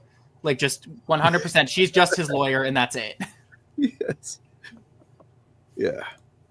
So it's like what you want is you want him to raise an army of all the sort of street level super powered people, but then also I don't think there's a way of integrating that in a way that is going to be satisfactory. I don't know. I mean, so in the comics, when Fisk was mayor, and when that finally ended after the Devil's Reign event, Luke Cage became the mayor, and so I mean they have a perfect opportunity to bring him in right there, but you know, that's justified in the comics. And I just realized now that like who got the White Tiger thing? I'm assuming his daughter. His niece, right? His niece. Oh, his niece. Sorry, his niece. Yeah, but like, so I mean, yeah, that has to be where they go with it, right? Like, because I remember specifically them showing someone's hand taking it from evidence or something like that, and I don't know if it really ever showed who got that. So yeah, it was one of the Punisher cops. Very White Tiger. We're gonna have a Punisher cop with the White Tiger thing. Yeah. Great. Emphasis on the white part there. The whitest tiger. Yeah. I mean, look, as long as they don't bring in the hand, just leave the hand out of this shit. You know? Yeah. I don't really want to see them sort of go down the hand or Elektra route and she's alive again. Right. Yeah. I mean, she does become another Daredevil in the comics, but you know, it's actually kind of cool. Nonetheless, would there be any legal wranglings if they never mentioned his name? You never saw him in his suit, but if they brought Tom Holland in dressed as Daredevil, just doing like fighty stuff, not using any of his spider powers, just sort of winking at the audience. That's all. I mean, they need to bring in Mike Murdock for sure. 100%. Bring Mike. I want Mike Murdock, the brother that doesn't exist until he does exist, and then yeah, let's do it. I kind of want to. No, sorry. Yeah. Okay, I was just gonna say, I kind of want to know if at some point they're going to recreate the panel of him with the "I'm not Daredevil" T-shirt on, because it feels like it's like 5% more comedy leaning in Born Again compared to the show. Like not extremely so, but like a little bit. I'm like, I don't know. I feel like I would not complain. Like if we're going down a slightly goofier route, which it feels like the next season's gonna have to if it's doing team up stuff. Like no, it's actually really cool. You've got bad takes. I think you should rethink them and go somewhere else. Your takes are bad. Anyway, I wonder why my tail doesn't grow. What about Iron Man pretending to be? Yeah, whenever he was in prison the first time, that's what happened. Yeah. Yeah, I just think I hope they nail it, and I've got high hopes based on the season, based on the final episode. But this is going to be so hard to land this second season because everybody's going to want something different from it, and I don't think anybody's going to be satisfied if it's just the characters we've already seen. Yeah, they need to introduce the army. Several new elements. I think you're right. I mean, it's who knows, because I mean, like if you've seen some of the behind the scenes, like the leaked, I guess, set photos or whatever, he's in a different costume, which I don't know what that represents in the show. In the comics, when he's worn the black costume, it's been, I guess it really didn't. The two times that I know of that he wore black, it didn't really represent anything similar. So I don't know that it really. Well, there's the Badlands situation too, right? Wasn't there a Shadowlands? Yeah, Shadowlands. Yeah. Fucking get Shadowlands out of here. Now, honestly, like I vaguely remember it. I didn't even remember the name of it, but yeah. Daredevil has legitimately like the best consistently fucking amazing run of comics. Like I'm talking about creative teams, one after the other. It's like Bendis, then Brubaker, then who was after Brubaker? Then it was Charles Soule, I think, or was that no? Then it was Andy Diggle for a while. He's the one that did Shadowlands, and it's just kind of this turd in the middle of like, and then it goes to Charles Soule. His run was great. Then it goes on to Chip Zdarsky, which was great. And it's like, yeah, I don't know that there's another comic that has such an extended period of excellence, but except for that turd in the middle. That was where he just gets possessed by the beast from the hand or whatever, and he's not even really Matt anymore. He's just a possessed demon Daredevil, and not good.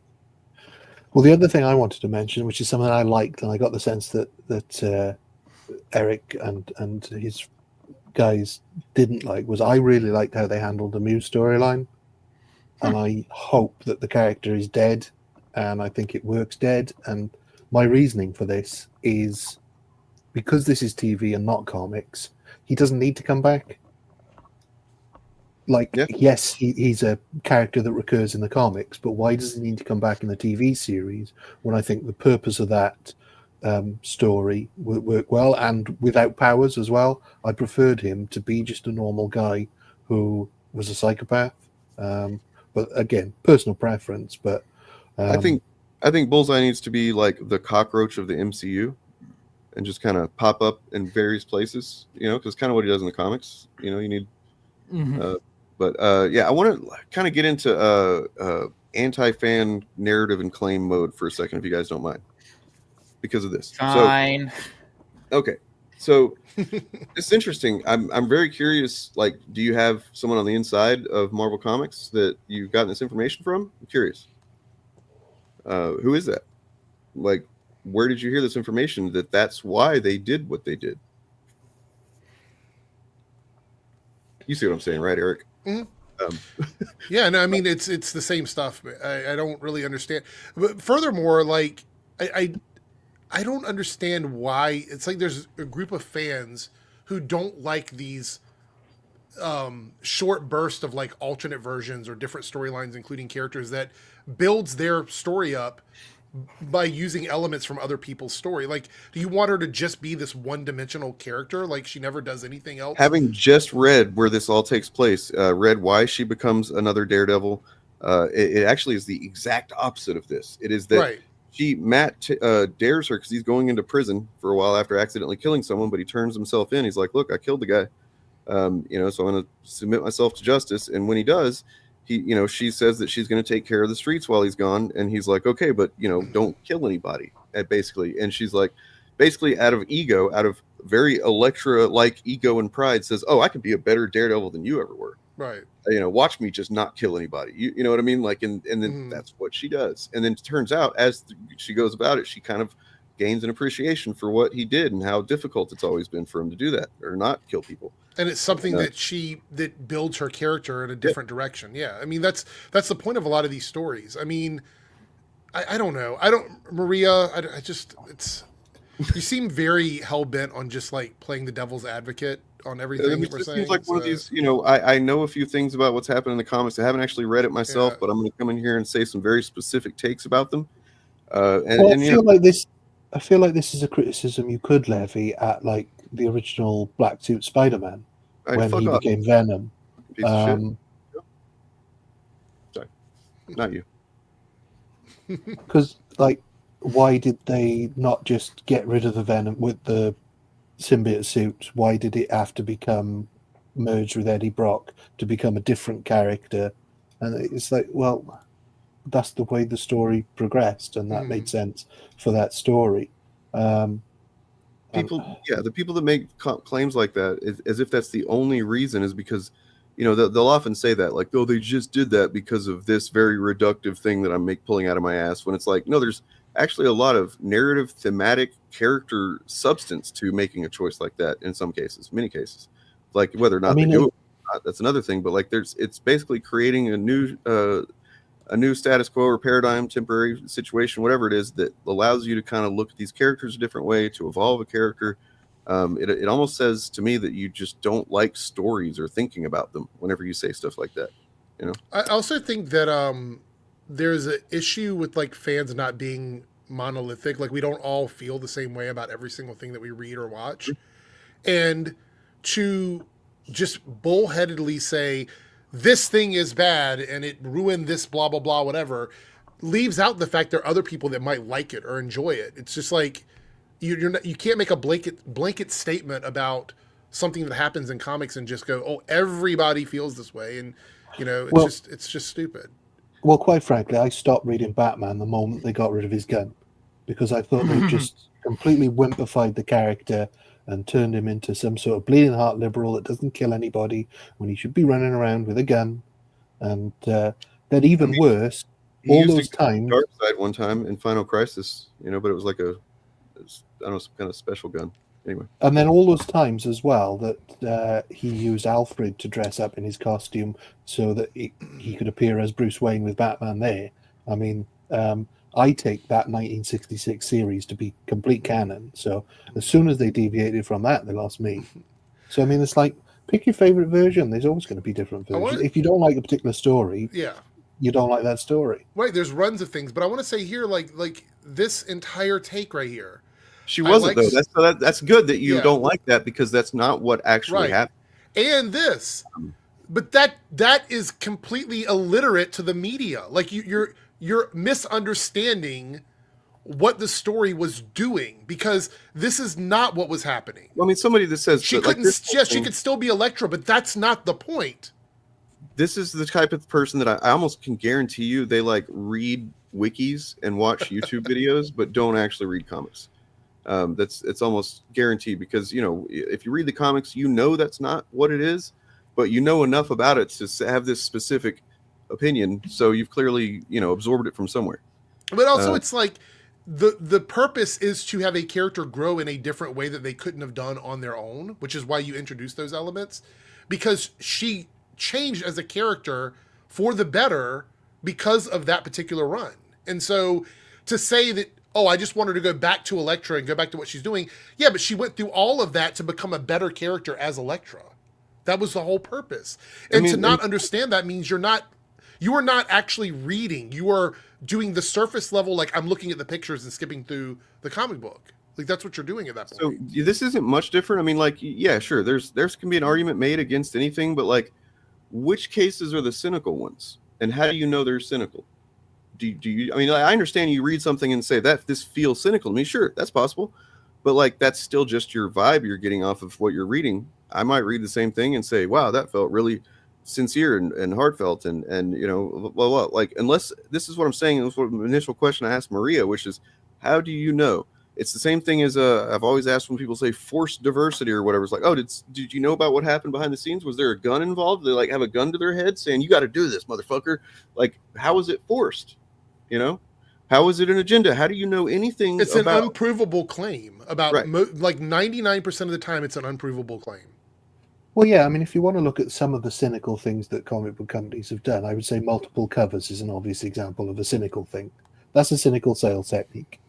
I would argue so much of the promos of Big Two comics is cynical, and like, and honestly, in a way, kind of is it both gets readers to get interested in whatever, or lapsed readers or people that don't buy regularly to buy stuff, but it also kind of, in a way, it's a double-edged sword, because every event becomes like, oh, everything will change, everything's the status quo, blah blah blah, and then it kind of maybe does change some stuff for a while, but not really for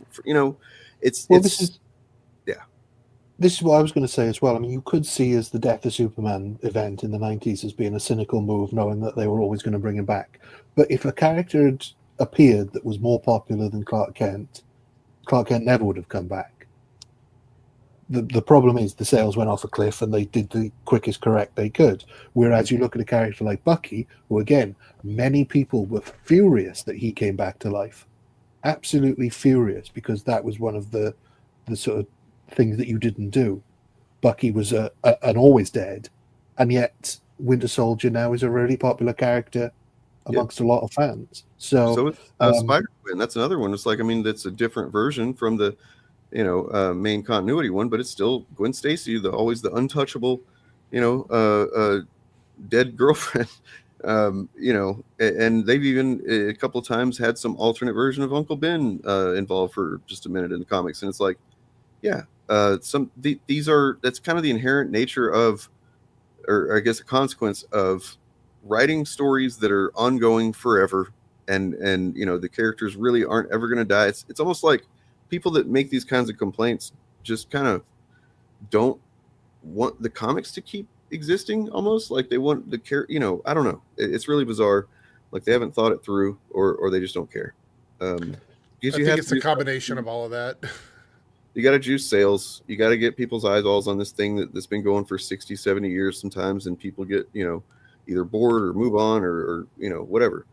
And sometimes the big swings miss, and sometimes they hit. And when they hit, people forget that they were ever considered a big swing. Like perfect example, yeah. Well, yeah, like the whole death of Jason Todd thing. I mean, everybody thought that was again a cynical marketing thing, getting people to phone up, and it's capitalism. It's all cynical to a degree, man. Like you're talking about the Punisher, for example. That's one of the things that Marvel's done that pisses me off the most, which is they had a character that was like just a really kind of lame, uninspired villain for Spider-Man for an issue, and it turns out people thought that was pretty cool.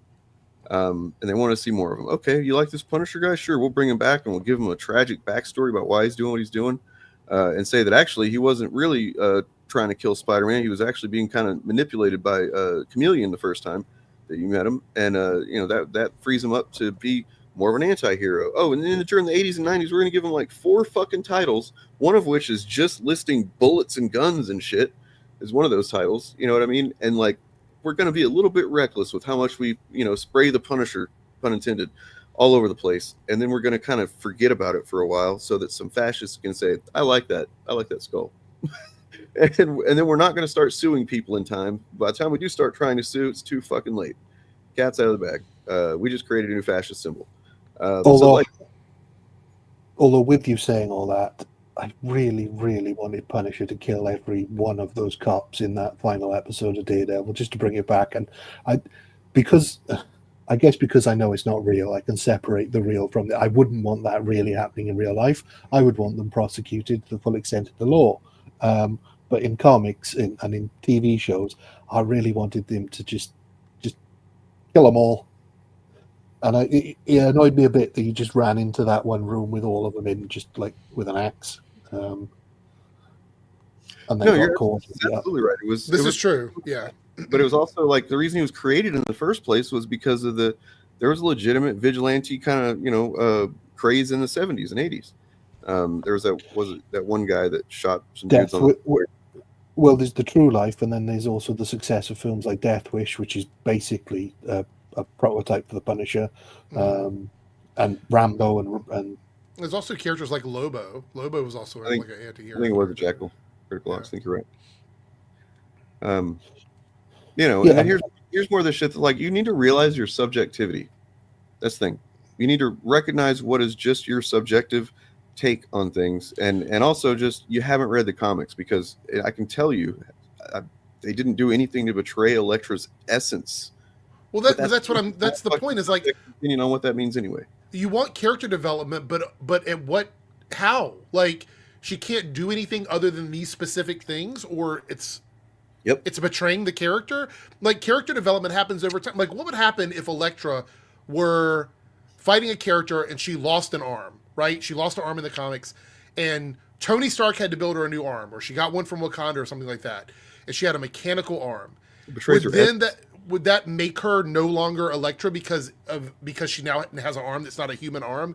Like, at what level, what point do these characters go beyond what narrow view you have of them in the comics? Like, what run? Who controls that? Who gatekeeps that? Who determines that? I mean, that's a good joke. Yeah. Nothing bad ever came of any of the decisions made in the 90s. I think the industry lived happily ever after. Yeah. I just think there's a weird, like, it's not even normal gatekeeping. It's like an entitlement. You know what I mean? Like, it's this entitlement that I see the character as this way, and anytime someone else does a take on it, it's bad unless I approve it. You know, it's a weird entitlement. That this anti-fan content, I mean, look, this motherfucker just won't fucking leave, man. Going on from channel to channel, I keep blocking. But like, yeah, I've said before that fuck, I lost it now. I had it, now I lost it. You know what? Let's get back to Daredevil. Look, I feel like this is going to give me a splitting headache. Oh, don't. Huh? Seriously, I nothing has ever affected me as viscerally as what we're about to talk about. So yeah. I mean, I feel like horror movies. Like, I've seen similar in horror movies. Although yeah, I know, but it's context, isn't it? It's all about context. You just don't expect that to happen. So, do you think that it was unnecessary? I don't think it was unnecessary at all. I think it was perfectly necessary. It's just I can still not like it. I think it was entirely in character, and I think it was in character, and it was also, I think, like this. It was a statement of like, yeah, if you thought that he was never gonna, clean up completely, or if you were waiting for the moment, you were waiting for him to say, "All right, I'm coming out. Here's my coming out party. Violence rules the day.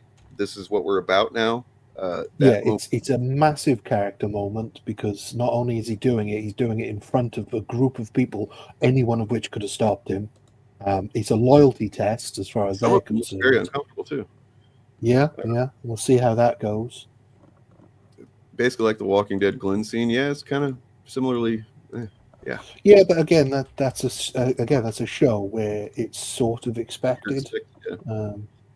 So Commissioner Gallo, this is from Bloody Disgusting. Shocking death scene. How it came together. And it was not something that was in the original filming run, the original version. It came about toward the end, like of filming overall. And one of the funny things reading this article is that like apparently Vincent D'Onofrio was like fucking hyped to do it, and you can kind of get that. You see how when he talks about Wilson Fisk and playing him, he loves playing the character, he loves all that shit. So like yeah, they're saying that like they would show up on set or whatever, and D'Onofrio would come up to him like excited, like oh I had an idea about this scene, you know. It's like he's a little bit too excited. He's such a strange person because he's very thoughtful and soft spoken in real life and quite a jolly chap. But the intensity he gives to his characters is just like, oh, I hope that comes from a purely acting place. But like, that's what makes him so compelling as well. It's like you don't know where the line is. So I don't know how much anybody wants to know or see. I maybe shouldn't show this on camera because it does have like production photos of the effect and everything. I don't know if that would get me in trouble or make people throw up or something. But well, I think YouTube might. Who knows? So yeah, this is the death of Commissioner Gallo. All season long, Gallo was a thorn in Wilson Fisk's side, culminating in a final confrontation that saw Gallo unwittingly summoned to his doom. It's a pivotal moment, not just for Fisk, but New York City. He takes out an enemy in a vulgar display of power. Pantera reference.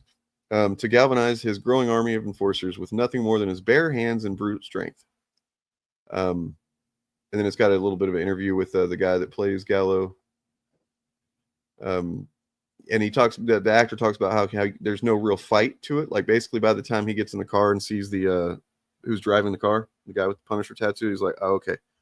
Yeah, there's really nothing he can do at that point, and he kind of just resigns himself to it. And again, with what we know about that character having the sort of secret wife and kid, it makes sense that he'd sort of would rather go out on his own terms and know that they had nothing to do with it and that his family was safe, I guess, is the motivation. Mm-hmm.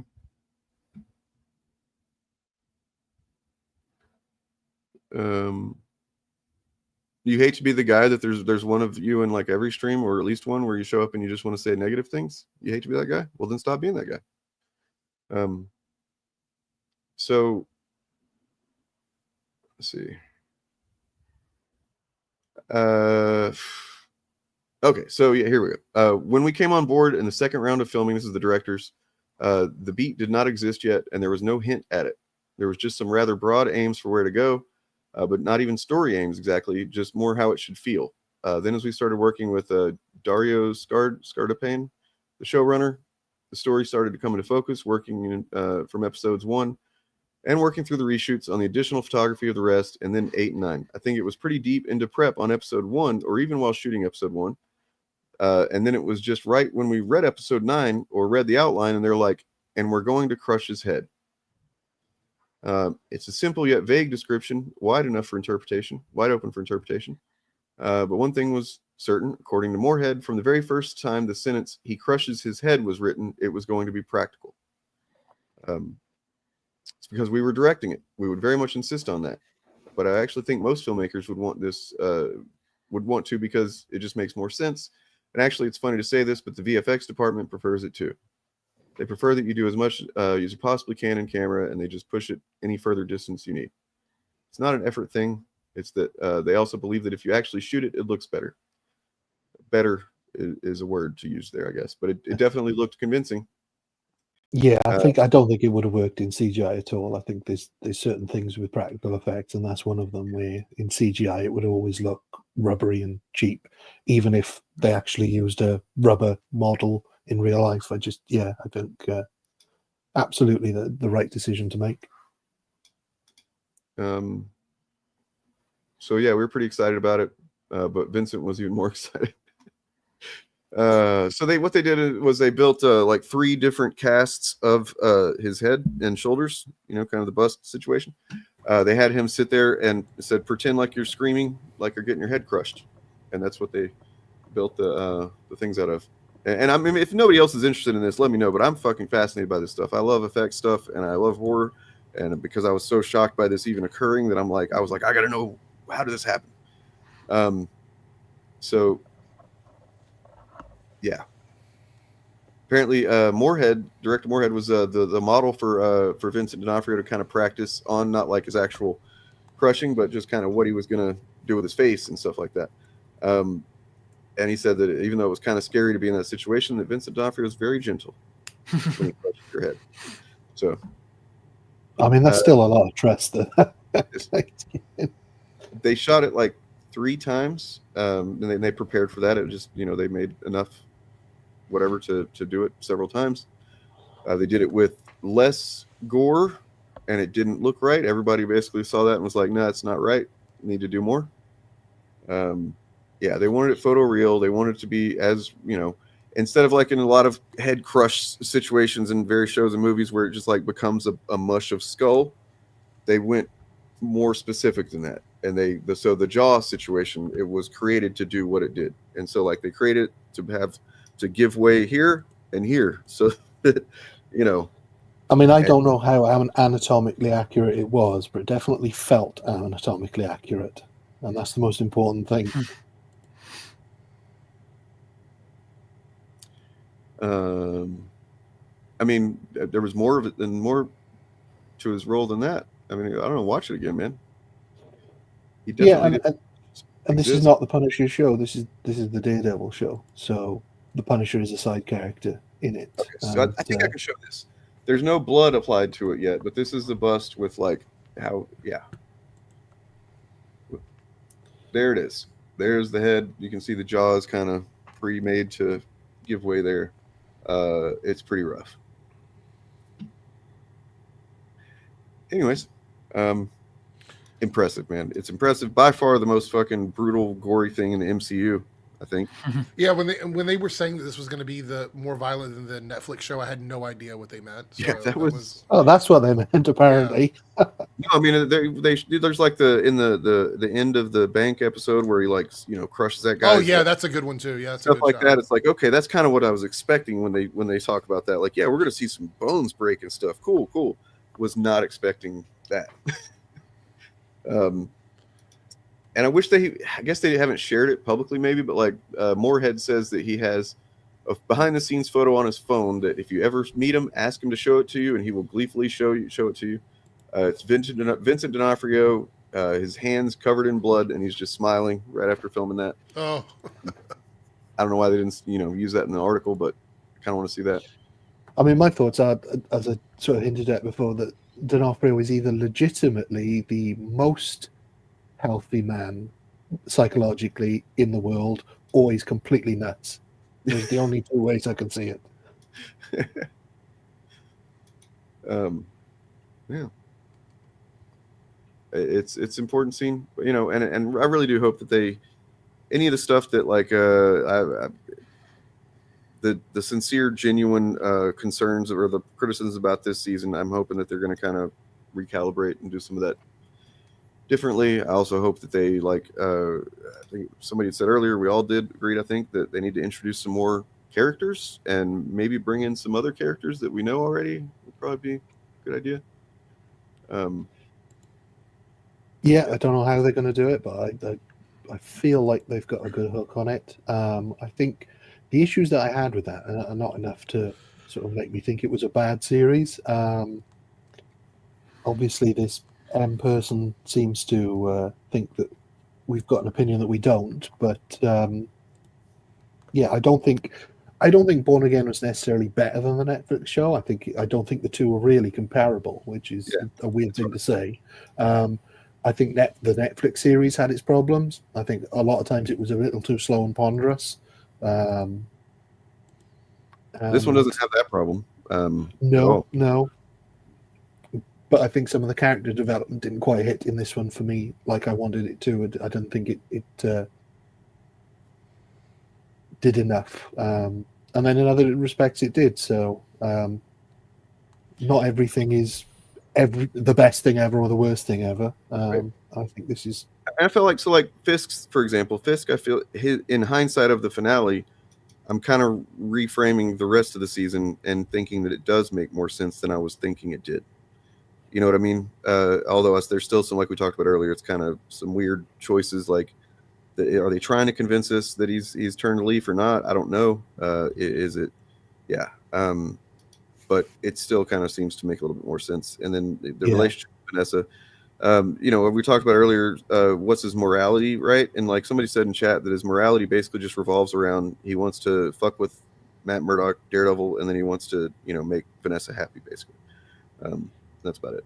So, yeah, Eric, you missed that first bit where we were talking about Kingpin. Do you think they were trying to set it up as he legitimately wanted to turn over a new leaf at the start? Or I mean, I think that was a play to Vanessa, because I think she was viewing him as a soft individual, like he's changed since he left and came back. And she didn't see him as the same threat that she saw when she first met him.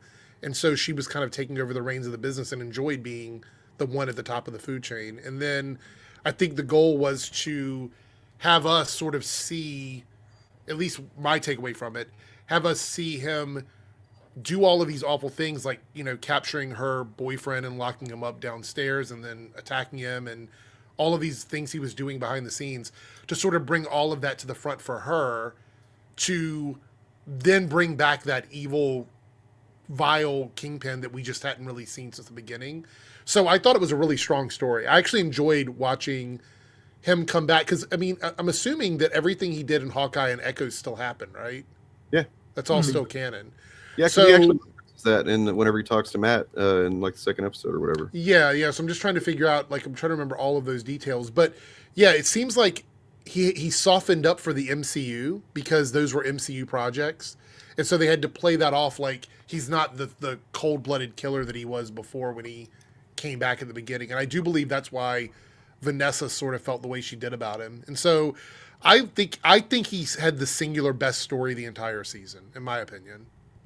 I really enjoyed his story. I feel like with Vanessa, one thing that maybe could have been really cool, since they were doing the parallel arcs with Matt and Fisk too anyway, is to have a moment where, like, kind of like a similar, but like mirror a version of what happened with Heather, with Muse, kind of capturing her or whatever, and all that.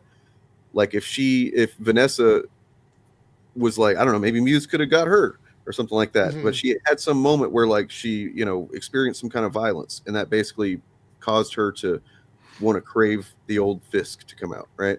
That would have been something kind of interesting. Something that would have precipitated her, like, being cool with that. And I think that's something they missed on the Matt Murdock parallel story as well, is that nobody was asking for him to come back as Daredevil. Right. Everybody was happy with him being Matt Murdock. I mean, like, the only person that really knew was Cherry, right? I mean, nobody else really knew. So there was somebody that was asking him to come back as him. Yeah. Yes. But like, without Foggy and Karen being there, it was kind of like nobody was there to support him as, like, the dual identity thing was such a tough situation this season because Cherry was the only person that knew. Other than and then Fisk. Cherry was like right there at the, of course, I guess he'd recognized by then, but like it was still weird. I'm sure they'll explain it maybe in the season 2 why Cherry suddenly is pro Daredevil, but he was definitely against it the whole rest of the season. Well, I mean, I would assume that the explanation is he looked out on the streets and saw what was happening. Yeah. Maybe he heard about Gallo's resignation.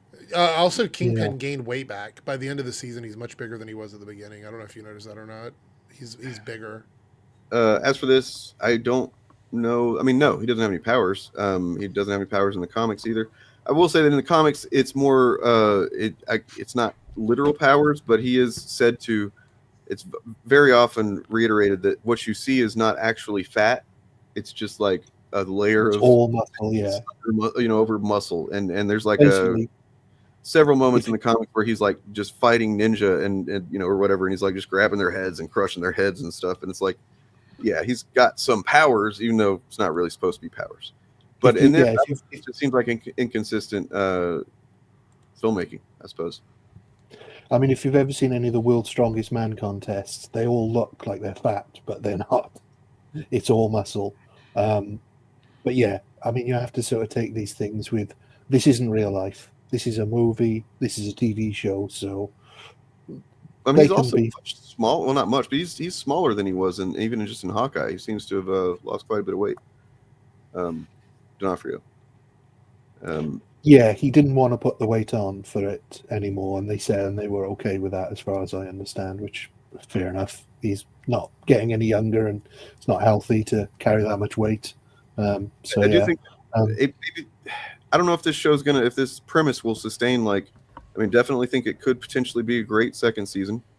But I mean, somebody mentioned earlier the back and forth of Fisk and Matt and stuff, and it's like, yeah, that they got to make it work really well. But like, it does have a expiration date. I think how many times they can do that. But it's just they I don't know. I don't know that they would have made the show without bringing D'Onofrio on, because people love him about the original series as much as they love Charlie Cox, I think. yeah, I don't know how you do a third season of this with Kingpin again, because isn't it just the same thing over and over again? I don't know who you would sideline him and have Matt, talking to him here and there. They already did that too. Yeah. I think they're going to go big and then go home. But the one thing which I want to circle back to, which is sort of the last thing I've got to say on it, is again something that Dyad in the Force talked about on their coverage of it, is how all the people saying that, oh, Kingpin is just he's obviously supposed to be Trump, and the point they made was that no, he's supposed to be a sociopathic fascist. Yeah, that's all they've done. They've just portrayed him using the techniques and methods of sociopaths and fascists. If you see a connection between him and Trump, what does that say? That's interesting. I would not have thought about that. Wow. Okay. I mean, I guess if Trump supporters see that, then maybe. I've said the same thing. If they see the parallels, do they understand that they're admitting that Trump is this way? I mean, like, that would signal for me. That was kind of the point that I was making in my video about it this morning, is that, like, this is the way that you do a Trump parody, where you just represent the kinds of things that he's doing, and then those parallels are really, really easy to draw, but you don't give the Trump aesthetics, you don't do the, like, goofy comedy stuff that everybody immediately recognizes as a Trump parody, Or even the good public speaking. Kingpin's a terrible public speaker. He always seems uncomfortable addressing the camera or a crowd. Yeah. So yeah, he's got none of that. But what he wants to do to gain power is fascistic. And so, this episode couldn't have been written before within the last 2 months, and yet is echoing things that are actually happening. Let's be real. Trump's hands are way too small to crush somebody's head.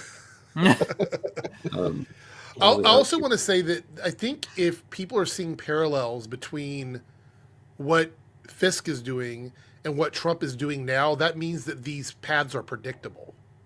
You know what I mean? They're literally predictable in the sense that they predicted in this show that a fascist would immediately go after due process, right? Which is an obvious thing to do, but they verbalized it in exactly the same way that Trump's borders is verbalizing. Well, it's different though, because in the show, this fascist takes power of the city, and the first thing he kind of does is he gets, I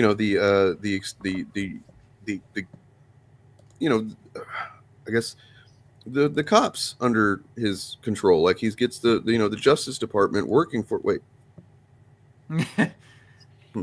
Yeah, but what is different is in this one, he surrounds himself with sycophants who just tell him exactly what he wants to hear, and gets rid of anybody who doesn't. And well, hang on a minute. Well, but the biggest difference, I think, is also that all of the people that Kingpin is surrounding himself are already existing criminals and corrupt officials. Yeah.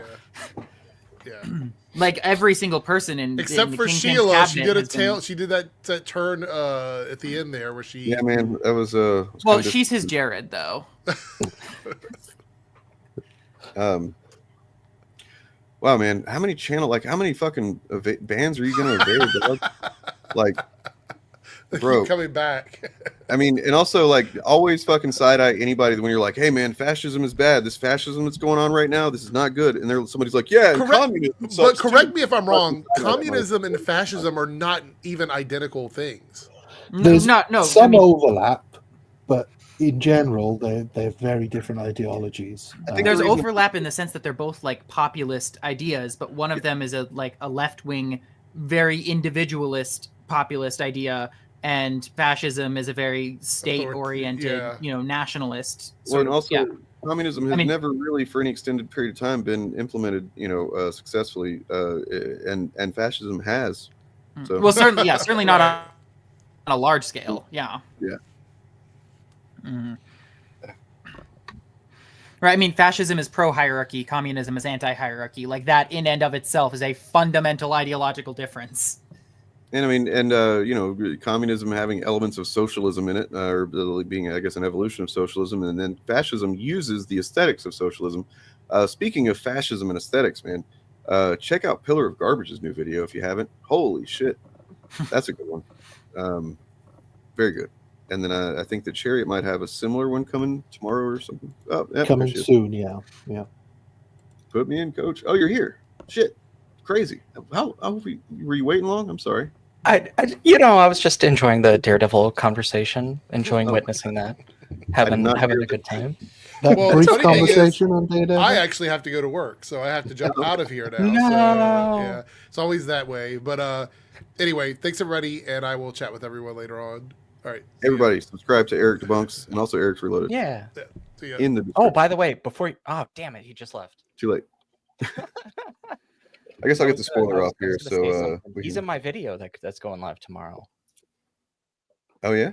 Yeah, he features in the video. There's a few great DJ clips in there. Sweet. He does have good clips. Anyway, yeah, so, I had to be here for the fascism communism discussion. I was chomping at the bit. So yeah, like they're exactly the same, right? Is that right? I keep hearing that. Anytime somebody talks about fascism, there's always that one person that's like, and communism too. Like, the main reason why that seems to happen is because of the perception of like the body count attached to governments that self-describe as communist. And I guess two issues I have with that invocation is like one, great example of this, the DPRK, Democratic People's Republic of Korea, which is all four of those things. Yeah. Is North Korea democratic? Do we buy that? It is North and it is Korea, so it's got Yeah. that. No, never mind. North is not one of the. It's not really Korea because really South Korea is Korea. So like right, but do we believe that Kim Jong-un was elected fairly? Right, like this is effectively a lot closer to like a monarchist dictatorship. Sure, he was elected fairly. He also literally hangs the moon and the sun, things like that. So he literally doesn't poop. That's part of the. I believe that's part of the belief. He's the best basketball player in the world. It's kind of the same like shit that people will do with China or whatever. I mean, I especially you get this from Tankies or whatever, where you get this like, well, everybody in China is unionized, so that's like basically socialism. Is like they're unionized under the state, though they're not, or like it's not actually organized labor over there, as evidenced by like the working conditions. Like it's infuriating that authoritarian governments will just say there's something and everybody. Like without even having been propagandized to it. Well, I guess they are by other people, but without even the Chinese government like sending them propaganda, they're just like, yeah, well, I'll take Xi at his word. It's the people that are like consider themselves, leftists or communists, and they think that like actually China's great because they're communists. It's like what? Well, I guess it's super interesting because like first of all, like you have to be a heavy revision. Basically, you have to be like a liar or misled by liars to think that like the current day PRC, the People's Republic of China, is actually like communist or socialist. Like that's so off base. It's genuinely crazy. Like at that point, what do words mean anymore? But it's interesting because sort of pursuant to what you're saying, Malachi, like some of these defenders of these nations, as if they need it, they'll advocate for, for example, you hear this a lot with Soviet Union apologetics. Another thing I touch on in tomorrow's video, actually, you see this a lot. People seem to believe, like, to measure the progress, I guess is how I'd put it. Not a very Marxist idea, but to measure the progress, the social progress under the Soviet Union, basically in liberal terms. They'll say like, oh, quality of life increased, like life expectancy increased, more people were getting more food. You had some different kinds of, at least over certain periods, improvements for the treatment of women, for the treatment of gay people. Things like this come up a lot. And it's super interesting because, first of all, like there were regressive movements in the USSR to actually roll back some of that stuff, which is not good. However, what's interesting about that is that these are all basically like things a liberal democracy could also do, and in fact, things that they have done. So, like, it's contextually, and I think it's sympathetic, but it's not really a good socialist argument. It's a good liberal argument.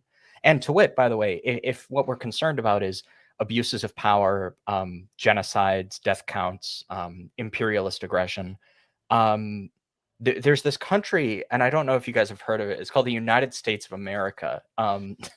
Is that one of the like tiny island, like Tuvalu sort of? There used to be other, we'll call them cultures, nations, tribes in some of these regions that the USA currently occupies, and their autonomy, their I guess we would use the word sovereignty in a liberal context, not very well preserved, I guess I would say, and also great loss of life as well.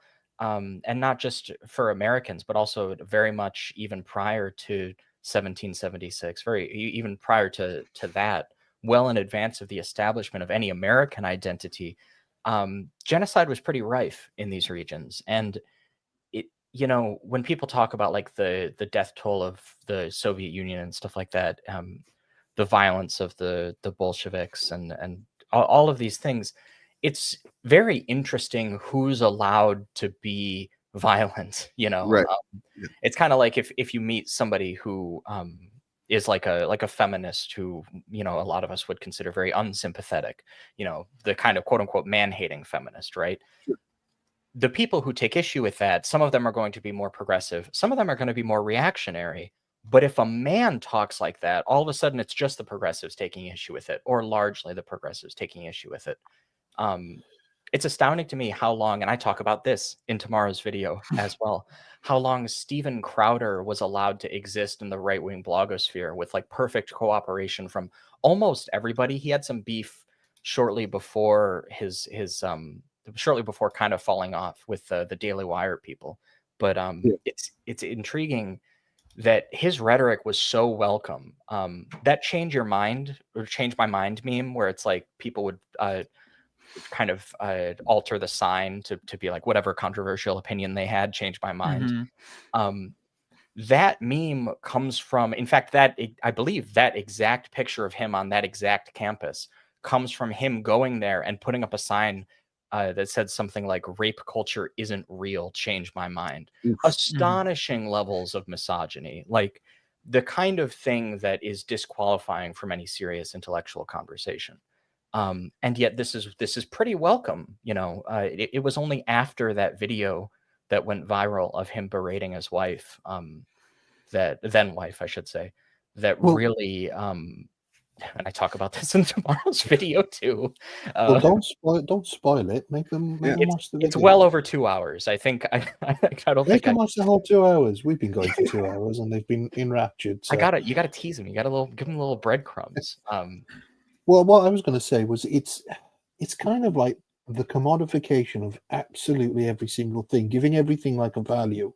So Steven Crowder had a certain value regardless of what he said up until the point where the whole situation with his wife and the Daily Wire happened, and then his value dropped just below that threshold where certain people found it intolerable. And it's like as Bob of the Old Way said, with capitalism having a body count, somebody's life is, we would think, has the highest amount of value. But under capitalism, if somebody dies as a result of a certain thing, we can say, oh, well, but then those same people, if somebody dies as a result of something else, will say that's the worst thing that ever happened. So, well, it's also who we attribute blame to, right? If somebody dies under the USSR, ignoring the fact that they weren't even socialist anyway, but like they're like, oh, that's socialism's fault. But if somebody dies under a capitalist regime, it's like, okay, well, what was he doing? You know, what factors did he cause to make that happen? You know. To be clear about Crowder and his loss of value, if it had been, because the only thing the right cared about, and at that point, and you know, look, it seemed to work out for them so far, and still care about, I'm sure, is power and the you know, being perceived as culturally relevant, so that they could attain power. And so therefore, if enough people had responded positively to that leaked video of Crowder, you know, cursing out his fucking pregnant wife and calling her names and making her walk or to wherever the fuck, then they would have been fine with that. They would have propped him up, because that's the line that their morality rests on. Not actually, like, there weren't like a bunch of right wingers going, "Oh, how dare he?" That's so much for objective morality. Well, yeah, they're like, this is going to look bad for us, and it's going to potentially damage our attempt at gaining cultural power. So, and the perfect example of sort of what I was suggesting is the Luigi health insurance murder thing. He is villainized for shooting this guy, which is, if indeed he is found guilty, then that is murder. But all of the death that guy was responsible for, that word responsible completely sort of shifts any sense of blame, and therefore all the lives that he is responsible for destroying is less valuable than his own life being taken from him by somebody shooting him. And it's this weird thing of like the whole sort of development of using money as opposed to bartering is, how can you judge how many chickens is worth a goat? And we've done that with everything now. Everything has this commodified value that is sort of argued about, and I mean, that's where the problem lies. Everybody's values, literally in this sense, are different. Yeah, and I mean, I guess like to that. First of all, amazing. Like that's a clip right there, Ryan. I think that's so good. But like, two things I'd love to say about that is, like, first, there was this 19th century philosopher who in one of his books, he has this note where he says and when he's talking about like capitalist economies, which, you know, if you put it in context at the time, the idea of like the gold standard, which was much more dominant. He says, and now these governments produce these notes. He's talking about like paper money, the idea of dollars, in that way specifically. And that's so interesting to me that he specifically made a note of that, because we see exactly what you're talking about, where there's this increasing kind of abstract into the pureness of the representation of value. First, you have like things like gold as kind of an intermediary of value, where if you have two commodities, these things both have values, but if you want to trade, it's useful to have like a go-between, something that connects them, so you can sort of measure them both in that other thing. And then, of course, if that thing is really really representative of value, then it's a little bit more convenient to have a note, to just have a piece of paper with a number on it. And then, of course, once you've got that, it makes a lot more sense to just have numbers in computers in a digital age. And now everything is so abstracted that sort of we're dealing in pure value. We're in a land of ideas. And it's super interesting that in these discussions, I'm going to connect two things that were just said by Dane and by Ryan and Malachi, because you guys were kind of going at the double standard of kind of the way we talk about the PRC and the USSR versus the USA. And Dane kind of brought up another double standard with like kind of the way that conservatives talk about like men and women. And I think there's kind of a gendered component there. These are basically, I think what we're getting at is this, they're kind of the same thing. Some people get to be individuals, other people are groups. It's basically the logic of Orientalism. Like we are the individuals. We have individual philosophies. We have individual outlooks, and any misbehavior on part of anyone in our society, especially if they're from a what we'll call, I don't know, privileged or a centered group as opposed to a marginalized group, their actions are the actions of individual thinkers. And if it's outside that group, now all of a sudden we're dealing with barbarian hordes. Now all of a sudden these people, they all think the same. They're like this, generalistic. So this actually just connects directly. I mean, it's exactly what the topic was on the Fabcast a couple of weeks ago. This is Morgan. I think Morgan had written, and I'm going to get that and clip that probably today and upload it. But like, it basically the title of the stream was "You Are Not American Anymore." And so, like, what you're saying is, you're individual versus, the horde or whatever. And the way we're talking about it is the same concept. Just like you're not the shrinking category of what constitutes being an American in the country. You know what I mean? So like, essentially, you have to have the specific views, and in order to be, otherwise they'll have you deported or have you arrested, or you know what I mean? Like, it's becoming a smaller and smaller category. Anyway, sorry, don't want to interrupt you anymore. Yeah, no, I think that this was voiced earlier, but that's a function of fascism. That's the, I don't know, the George Costanza pool shrinkage of liberal rights, basically. I do want to say super duper quickly, because it's kind of starting to get passed over in the chat. I want to go back. User RXNV really made a couple really salient comments here that I don't know if I'm pronouncing that correctly, but I'm just going to spell it out. There's a couple comments here, and I'm just going to read. To be fair, the PRC's attempt at a communist society turned to be such a disaster that it had to introduce capitalization to their economy, which also helped create the greatest economic growth any nation outside the US in the 60s has ever had in human history. I mean, the Soviet economy was a shallow, broken mess by the end. Yes, there is actually, and this is a bit esoteric, people here might not all know, there's actually discourse among communists about this specifically, because some of the socialists of that era had a thesis about how to actualize socialism. And through that, they developed an ideology, and we usually summarize this in a single phrase: socialism in one country. The idea that you can even have a socialist country.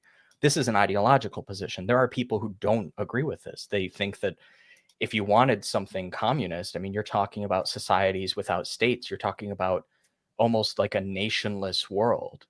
The world would be so radically different from the world that we understand. It engenders questions of, how do we get there? What do we even do? What is the movement? And this is why there will be people like left communists who will say things like, we call communism the movement to abolish the present state of things. That's a quote that gets mined a lot. But I do think it's quite valuable because it gets at kind of what it means to be left wing, really, that you've got these injustices in your society. You've got these, or to use less moralistic language, you've got conflicts in society. And the point is to resolve the conflict in a certain direction.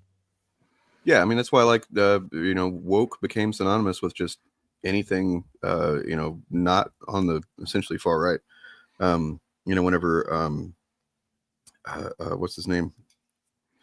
Ron DeSantis had to legally define what woke meant in Florida. Like, it literally was defined. They defined it as just essentially having any kind of criticism about the government, or the way things are done with the government in the country, like, or just not, it couldn't have been more obvious that they were just trying to, this is the seed that we're planting for fascism. Yeah. I'm trying to understand what RXNV is talking about here. What is pretty wrong about how trade works? What are you referencing there? Also, I'm not entirely sure, but it sort of ties into what I was sort of going with this, where if you look at Marxism, the idea of the proletariat controlling the means of production, and how in capitalist society, and again going back to what I was saying about value and sort of commodification, it is seen as far more valuable to take the risk of building a factory than it is to be the people that work in that factory making it a success. Yes. And that is how in capitalism it's valued. And so, and it's all so complicated as well, because certain things contradict other things, and there are elements of capitalism that work, but are they because of capitalism or in spite of it, or just a coincidence? Could they work in different political ideologies? So, and I think that's true of every single different political ideology. There are elements that definitely work. And so, are you going for the perfect system, or are you going for a blend, or are you going for a system better than the one we have now? It does seem like in right wingers' minds, like they're going for like a pure system. You know what I mean? What like it needs to be purely capitalistic, purely merit based, even though it obviously isn't either one of those what we have right now, and hasn't been like ever. Well, that's sort of the like one of the frustrating things about a lot of discourse surrounding like leftist politics and stuff is that they view it as this idea that we're like aiming for a literal utopia or literal perfection or whatever, when like if you look at things that Marx wrote, like he was very much of the opinion that capitalism was a step up from the like feudalism and mercantilism and everything like that. Like, you know, I mean, generally speaking, like even just from like a conflict theorist's perspective or whatever, and you know, even like a long arc of history type of a deal, like it was, each of these things was an advancement in terms of like workers and labor having more power than it had yesterday. And so I think that, I don't know, I view a lot of like leftist politics, even revolutionary leftist politics, as still ultimately being advancing towards that cause rather than some sort of like immediate perfection and stuff. And I mean, I think that a lot of the things that Marx wrote kind of aligned with that anyway. He wasn't like a super huge, like it, most of his writing didn't focus on here is how the perfect society is going to be run. It was, here are the things that society has a problem with that need to be fixed. Or, you know, in his opinion, need to be fixed. Well, I guess the thing I'd say about that is like with Marx, two, I guess, minor errors that people make in interpretation is he's not an overly deterministic thinker, and he's not, which I guess is my objection to what Bob said, my gentle response to that. But he's also not an overly moralistic thinker. So the idea that past systems had to happen. Marx does have this quote. I will say, with a little sympathy for that perspective, he does have this quote where he says, "It had to happen. It couldn't have happened any other way." That's a quote again that people use a lot. But I do think that when he's talking about like stages of historical development, he's retroactively looking back at conflicts that arise from social situations that arise from conflicts. The idea that every conflict had to resolve itself in a certain light and that we should judge these as like good or bad is not really how he writes about history. But I do have a rebuttal to RX Envy in the chat. I'll just read these comments super quick. But before that, actually, to be fair, this is all pretty wrong on how trade works. The idea is that as long as you have basically opportunity costs, like in a world in which doing one thing stops you from doing another, you need a way to I'm tongue-tied. Need a way to contableize how much is each action worth. And that, as long as you have a limited ability to produce things, aka you can either use this machine to do A or to do B, then goods need a value. And the worth of doing an action upon said good needs to have a contableized value. So this, I believe, and you hear sometimes liberal economists talk like this, but I think it's a fallacious argument because it attributes intent to a system. Right. This is one of the reasons why like historical materialism is important to Marx, actually. And I think some of the perspectives that I'm seeing in chat, I will say, like reading Marx does, whether you agree or not, it does address some of these ideas. So like money is a universal unit of account. Like the issue is that in a world where I think you mean transactions of goods exist, you need a way to make sure you know, how much two goods are worth in comparison. I don't like this phrasing because you're right that one of those things arises from the other, that X goes to Y. The if then statement is correct, but the idea that these are things done by rational actors, that these are systems that are designed to work a certain way, that's not really a thesis that is cooperative with historical development. I've got an example of this as well. Let's say you've got two people. One has a vial of insulin and the other has $1 million. The person with the vial of insulin doesn't have diabetes, and so that insulin is worthless to them. But the person with $1 million has diabetes, and they're about to go into a diabetic coma and die without the insulin, and so they're willing to pay $1 million. Does that mean a vial of insulin is worth $1 million? It's entirely subjective, right? Contextual. It for Marx, I think he would say that the value of the commodity is fixed at its point of purchase. So the given thing, its value, right, is basically what somebody paid for it. In that moment, it was worth $1 million to that one man. But like that's kind of a retroactive in a larger context, right? It doesn't really apply it. to anything else except for that specific example. So yeah.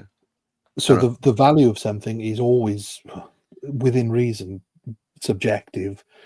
Once you've got past the point of how much it costs to produce, how much because you'll see this in sort of, if you ever watch any of the antiques programs, the values of things over the years goes up and down depending on how desirable they are, even though the actual object itself has not changed and has no inherent value.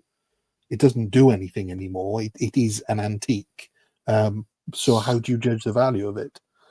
So scarcity is something that, like, I mean, that's kind of, from my view, that's the main reason why capitalism is just kind of bullshit at this point, because our problem is more distribution now, but not even really that, because we can distribute things pretty fucking efficiently these days.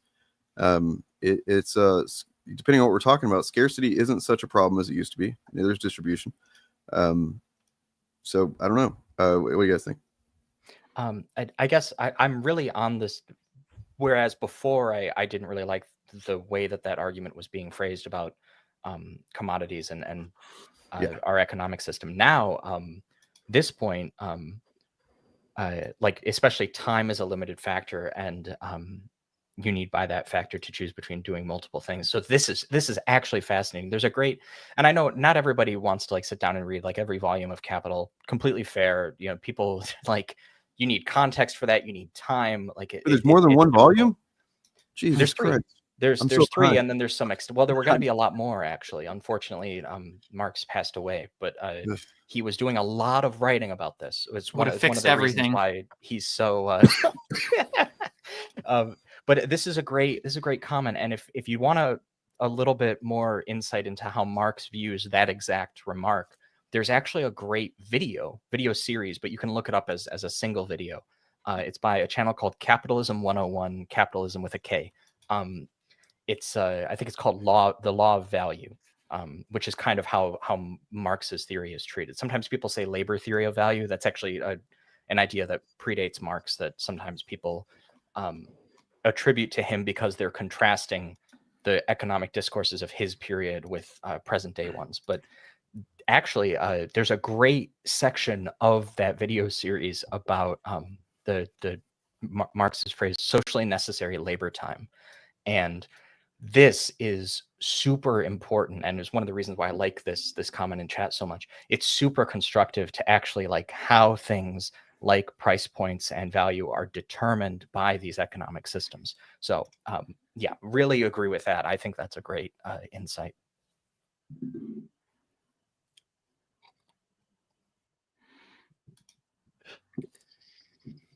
Now, I don't know how everybody's feeling, but do we want to talk about Superman? Because we've been talking about fascists already, so it seems like it might be appropriate to segue to Ben Shapiro, who loves communism, and he's a big fan of Marx, from what I understand. That's the guy I'm thinking of, right?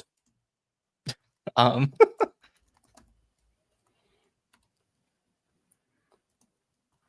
have no comment on that.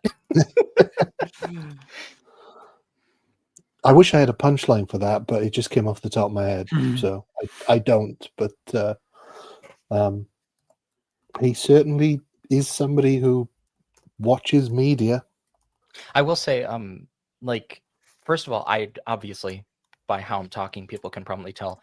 I think left-wing philosophies, academic discourses, and just ways of thinking are super useful, and are in the time we're living in are going to be increasingly useful. However, because of the way the kind of reaction against presidential administrations works and reactions against the ascendancy of political movements works on YouTube, you're going to see something start to happen, which is a bunch of left-wing content creators are going to start making videos that are meant to be like educational, and they're going to be, it's like, hey, let me teach you about this idea. Let me, present this to you.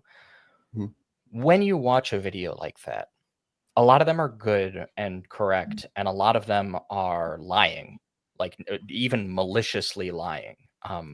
As somebody who's participated in a lot of those discourses, thankfully not so much anymore, but for some time, the ability to distinguish between these two categories, they're very difficult. Sometimes people are just mistaken about things, and that's okay. It happens. But there are left-wing content creators who are going to tell you things are true. They're not true.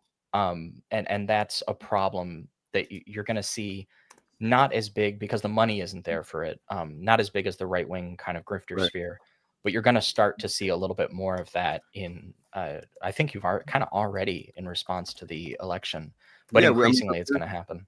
There's been, data that's showing that basically there is for the first time on YouTube, there's a spike in just progressive and leftist content that's like growing faster than right-wing content for the first time.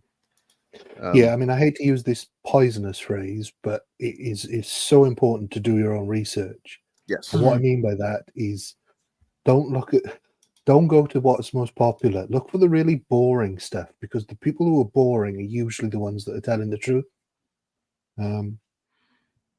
As a general rule. Yeah, and also, like, sometimes people will say things that you can fact check quite easily. Like, I caught a popular anarchist YouTuber just straight up spreading out, like, I think, in my opinion, tell us the name. Non-compete. American Johnson, like, that would not surprise me in the about slightest. That motherfucker. I'm sorry. And actually, Anarcho-Pack, in a much more specialized way, corrected him with a lot of facts in a video essay about anarchist ideas. One in particular, I don't remember the exact contours of that video essay, but the guy basically, never mind. I'm not going to get into the whole. Well, and also his, I think now former partner, Luna Oi, another person who actually in her home country, Vietnam, has some right-wing political affiliations, but because she talks about Marx and because she's Vietnamese, a lot of Americans think she's super left-wing. Yes. It's not really true. They both talk like Vietnam is just like this fucking socialist haven or something, and it's like, it's not that hard to fact check these things. And I mean, it's got quite a bit of capitalism going on there. Well, and I mean, like, they're like some of the things about her that I know now, I would not have known if I didn't literally talk to Vietnamese Marxists. Who were able to show me, like, hey, here's like a selfie she took with some far right people in Vietnam. Like, this is the kind of, it's like if I was taking selfies with like some of the people that you guys talk about on this show, that would be conspicuous. And it's just, like the way that a lot of this stuff let's just say, be careful. Definitely be careful with I'm so glad to hear that it was somebody that I pinpointed as somebody not to trust a long time ago. Like, I mean, you do have to be able to like step outside of your ethnocentric worldview a little bit to be able to interpret like any, and this goes for like foreigners who are watching American content as well, like to be able to understand that anybody coming from any position that you're not immediately familiar with is inherently capable of both greatly educating you. Well, yeah, like from both angles. One, they have the potential to come to things from a completely different perspective that helps you to see the ways that your society fails at things, but they're also very able to take advantage of the fact that the average American sees Vietnam as a monolith, sees China as a monolith, etc., because that's just how we see things, like, oh, they do things different over there, that kind of mindset. And I don't know, it's one of those things that like immediately gets me anytime someone's like, this person is literally from X country, don't you think they know more about it? And I'm like, no, they definitely do know more about it, but that's potentially it's the same thing, like a bunch of white people taking Candace Owens' word for everything, and they're like, well, she's a black woman, she should get it. Like, yeah, she does get it, and that's how she lies to you. It's because she does know these things. I'm willing to extend. I do believe with many of these the leftists that I've encountered in 5 years of being on YouTube and being in and around these communities is like the ones that end up kind of where EJ is, and like just with a lot of really silly, kind of like inverted, weird takes on stuff. Like, I think they maybe started out from a good place, and they kind of just like were too willing to listen to, someone like it's this Vietnamese chick talking about things from an outside American perspective, and like they get a little bit too poison pilled against America. And like, not to say that there's any reason to fucking just be in love with the country, but like there's a lot of valid things to criticize. And I think some people kind of get stuck on those, and then get stuck on like, well, somebody outside of America must have a much better perspective on America than I do, and so I'm just going to kind of buy everything that they're saying. I don't know. I think that's my theory anyway. But well, I think we can. Again, if you don't feel like you're up to it, but I think this Ben Shapiro Superman thing gets to the heart of the sort of thing we're talking about, but in perhaps a lighter way, because I think he does exactly what the sort of people that you're talking about do. So yeah, that was a brilliant sentence. I think this Ben Shapiro Superman video really gets the heart of what we're talking about. Well, yeah, I think it does, and I think it brings what can be a dry subject to some people to life a bit, because if do you have the clip, Dane, or? Yeah, I do. Well, I'm just pulling up on the screen. Dane's always got the clip. Superman deserves better. He's seen the movie, I guess, right? Oh no, he's literally just reacting to this scene that was released the other day. So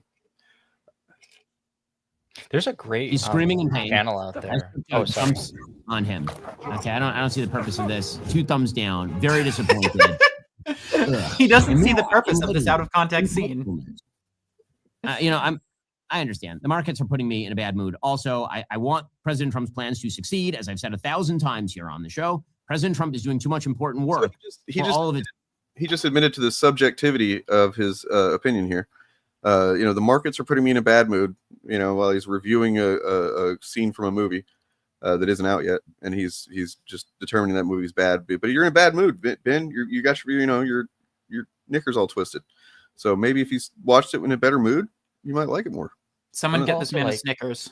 It's incredible that like he just throws that in there about Donald Trump. He's like, well, the markets are putting me in a bad mood. So he knows that what's happening is harmful. And then he says, but I want the plan to succeed. And it's like, well, if your glorious leader's plan is to resolve perceived, not even real, perceived issues in American trade that, internationally, I mean, that like his plan for that is to just kick himself in the nuts until everybody gives us everything that we want. And you're saying you want his plan to work? It's incapable of working. Like, you're an idiot if you say that. Well, because what he wants out of it is different than what we want out of it. Well, yeah. I mean, he's basically saying here. He's basically saying here, the guy who shot my dog has put me in a really bad mood, but he has offered to buy me 2 dogs at some point in the future. So that's a bonus. To be fair, that's literally in the Pentateuch. That's the story of Job. So he's actually, I would believe that he would think that. Yeah. God, Emperor Trump. It's I wonder if it's just the markets, or maybe it has something to do with some of this information that's come out lately about the Daily Wire. I don't know. It could be something. Is it because Jeremy Boring has sunk a shitload of money in this Pendragon cycle thing, and you guys don't even know how to market it outside of your own fucking immediate a right wing audience, probably maybe something like that. He's like, oh well, there goes my retirement money. Right. What was I thinking? Letting this guy have so much control by bad things happening, and so I'm in a bit of a bad mood. I'll be honest with you, but I decided to do something that put me in even a worse mood, and that was I watched the new preview for Superman that was put out by James Gunn. I think maybe a little bit of context that he's not going to say that is important is that Ben wanted to be a writer in Hollywood for like most of his young life. That was his goal. One of them. He wanted to write films and stuff like that. And, obviously he's not doing that. So I just assume that probably to some degree informs his perspective on these things. As you all know, love not a huge James Philip's Gunn comment in chat. How much did Lady Ballers cost again? Talk about kicking yourself in the nuts for money. Jesus. I don't know. I mean, how much did it cost? And then like the week that it came out, I have the clip somewhere because it's so fucking amazing that they do this and they don't even realize that they're talking about it. I think it's him and maybe Jeremy Boring. And they're like, we went to try to do this. Is basically they try to do it as like a Matt Walsh type movie at first, where it would be like this documentary, quote unquote, where they trick some team into letting men pretending to be women onto the team, but it turns out they don't actually let men onto women's basketball teams or whatever. It's like, did you just sink the premise of your movie while you're promoting it? You know what I mean? Oh yeah. Well, not only like because they weren't willing to go through the hormone treatments required, but he also specifically said they won't let actual men onto these teams. And it's like, it's one of those things where it's like that little slip up, like you realize like he doesn't internally think the way that he claims to outwardly. Yeah, well, he corrected himself like that once about I think it was Caitlyn Jenner or some other prominent. It was some model, I think, because you're talking about when she was on the cover of some like. God, why can't he was objecting to something and he just called her a woman and then he corrected himself. Mm-hmm. It's like that's almost as priceless as that time that I think it was Az on Friday Night Tights was like there was something they were looking at that had a trans woman and he didn't know it and he's like, oh yeah, he gets all fucking horny for it and then later on finds out and he's like, oh no, that's no, I wasn't attracted, but like you obviously were attracted to her. Yeah.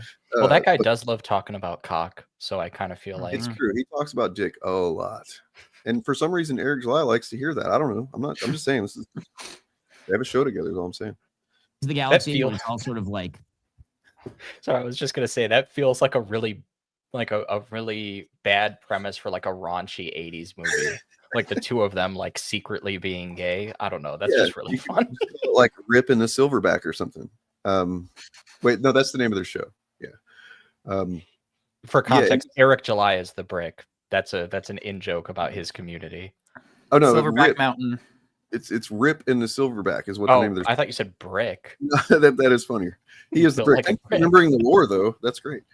I love that lore. Yeah, he's got this weird beard thing going on that like in certain angles the specific bit just right underneath his nose is darker and more prominent than the rest, and it just kind of looks a little bit Hillary certain angles. Ridiculous humor, kind of gonzo humor. People unsurfaced his old tweets that were kind of jokey, ugly tweets in early days of Twitter. James Gunn, based on those old tweets, was actually fired by Marvel. And I will say that I publicly supported the idea that he should be rehired because you shouldn't cancel people based on jokes that they made back when Twitter was a jokier place.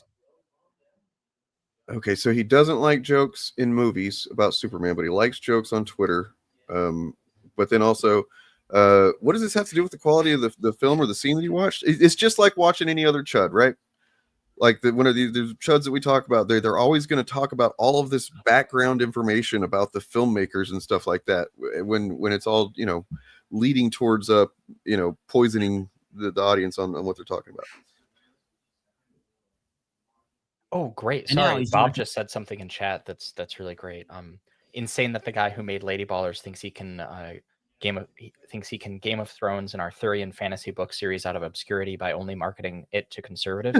Yeah, wow, that really does sum it up because like his whole thing, like Ben Shapiro and the Daily Wire guys, like their whole thing is we're gonna like allegedly, right? I'm not saying they believe this, but this is how they act. Allegedly, we're going to compete with like mainstream Hollywood by giving these non-woke Ben conservative. Shapiro has said that he wanted like something along the lines of, giving Disney a run for its money. Oh yeah, well they'll say that. Yeah. I think it's interesting though that like that when the conservative money doesn't equal mainstream success, it kind of reminds them like know your place, basically. Like you take money from far right billionaires, crack the whip. I mean, if they really wanted to truly destroy sort of their idea of liberal culture, they should just try adapting some liberal media, and that would be sure to destroy it. Yeah. I mean, look, the fact is that Asmongold gets 100 times the views on his shit that they're getting on YouTube. This is a billionaire funded, just propped up, glossy, pseudo intellectual, enterprise, kind of just attempt at creating an intellectual front for the right wing talking points, right? And then a guy with fucking blood on his goddamn bedroom wall from his gums and like casually picking roaches off of himself while he streams and goes, like that he's getting the fucking views. I mean, to be fair though, Asmongold does have the eggs factor, and by that I mean his head is exactly the same shape as an egg. Well, it's interesting that like Asmongold, guys like him have kind of started to steal the thunder of guys like Ben Shapiro, and I think you're absolutely right to point that out, Dane. But it's fascinating because Asmongold has a very simple formula for content. First of all, he's a React Andy, so the hard work gets done by other people for him for the most part, because he's not like adding that much else. But when he does stuff, like you play a video, pause, and say something absolutely foul, but then he does this constantly. Like if you actually, I can't believe I had to do this for this video, but like if you actually sit there and watch Asmongold, he'll say something just foul, and then he'll like turn away from his monitor to like, I guess, look at his second monitor or his chat or something. And it's so interesting because I think he's like saying the worst thing he can get away with that will please his audience, specifically because it positions him a little bit to the right of a guy like Ben Shapiro or like a Tim Pool, who like, this was pointed out somewhere. I think it was by Matt Leck on the Majority Report. But guys like that seethe every time somebody moves to their right. Every time Tim Pool's audience is like, "Oh, you like Israel? Well, you should debate Nick Fuentes." Like he can only go so far because it's all like right wing billionaire money, and even those people have some interest in stabilizing the grift economy, as opposed to just like sliding to the right over and over again. Whereas Asmongold, like he's got no principles and no real loyalties either. Well, I think there's definitely like a pretty big point in there too, with the fact that in like, from 2016 to like 2020 or so, like the stuff that Ben and them were saying was like somewhat groundbreaking for just like modern political discourse. And so they felt like real people who were, speaking their mind and like standing up. And it was kind of a point that I made in my video on Brett Cooper leaving or whatever, is that like she was successful because they intentionally cultivated a very like real humanizing sort of image for her, right? They made the set look like a bedroom. They did all of this stuff to make it feel like she was just like some Gen Z like vlogger who just owns like 6 cameras apparently.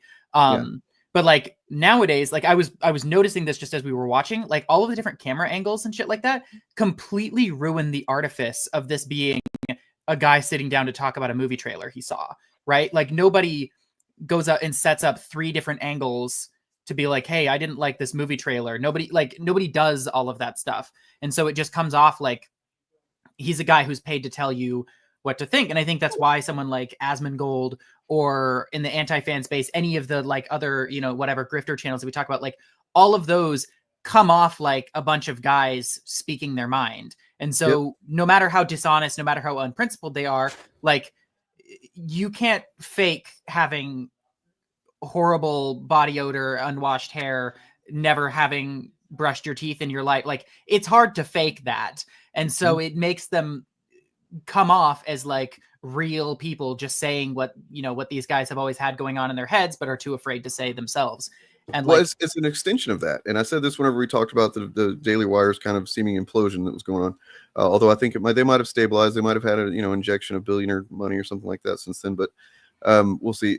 Is that this all came about like this change in the content that like is happening because all the chuds generally are also seeing their numbers reduced. Even Nerdrotic, who hit 1 million subs last year, he's now not getting quite as many views as he was.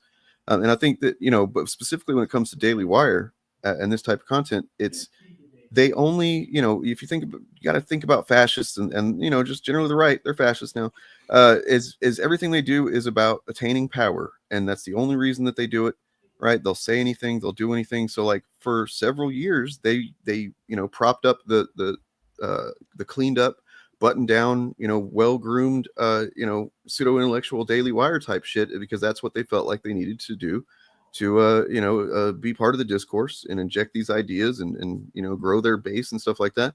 Then they won. Now they don't need this shit anymore. They want the guy that's just speaks to who they are, which is a gross fucking, incel, nasty motherfucker that picks roaches off of himself and doesn't actually have anything of substance to say and doesn't even like they do on Daily Wire pretend to have anything of substance to say. They don't want that shit anymore. So, they're relaxed. They're watching they're in their fucking element now. Anyway. New Superman movie. And we can watch this preview together. It sucks. It's bad. I hate to break it to you. It's just, it's terrible. Here we go.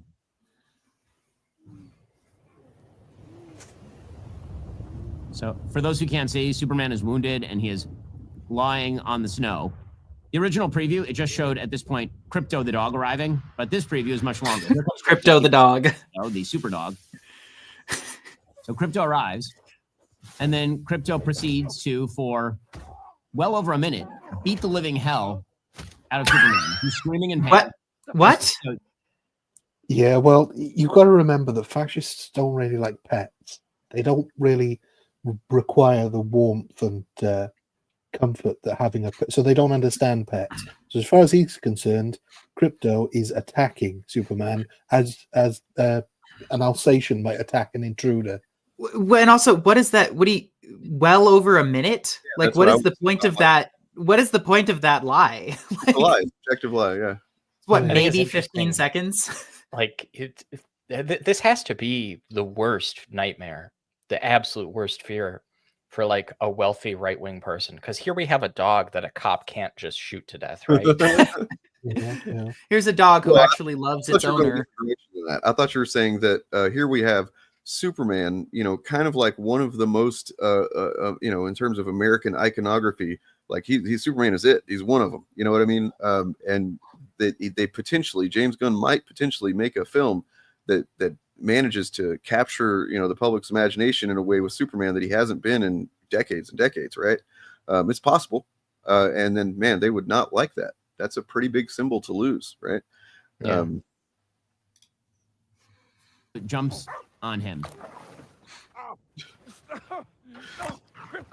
I saw some people complaining about this too that weren't even like chuds, and they were just like, the way they presented it the first time was it's a very serious scene, and now it's got all this comedy. They changed it from this to comedy. I'm like, no, it's both things. Like that's what James Gunn does well in a lot of ways. Is like he kind of weaves back and forth between something funny and something, serious and dramatic and heartbreaking. Like that's kind of one of his skills. It also feels like super real in this. Like this doesn't feel like TV show comedy where it's like a joke that's written. It's like, yeah, everybody who's owned a dog has had that sort of like moment with them, and it can be both funny and also like kind of endearing to their, to like your relationship with your pet or whatever. Like I was going to say exactly the same thing. Yeah. And anyone who's owned a pet will know that a dog in particular, they get so excited when they see you for the first time if you've been away for a minute or a week. Yeah, well, it's also like this reminds me a lot of that Mahler quote about The Last Jedi, where he says, "Don't make your audience feel more than one emotion at once. It's distracting." And it's like, damn, what a first of all, like, way to be like, I know nothing about films and storytelling. No. Not he doesn't. It's not I know nothing. It's I know exactly one thing at a time about movies or about films and storytelling. Jesus Christ. I had The no emotional bandwidth of like a teaspoon.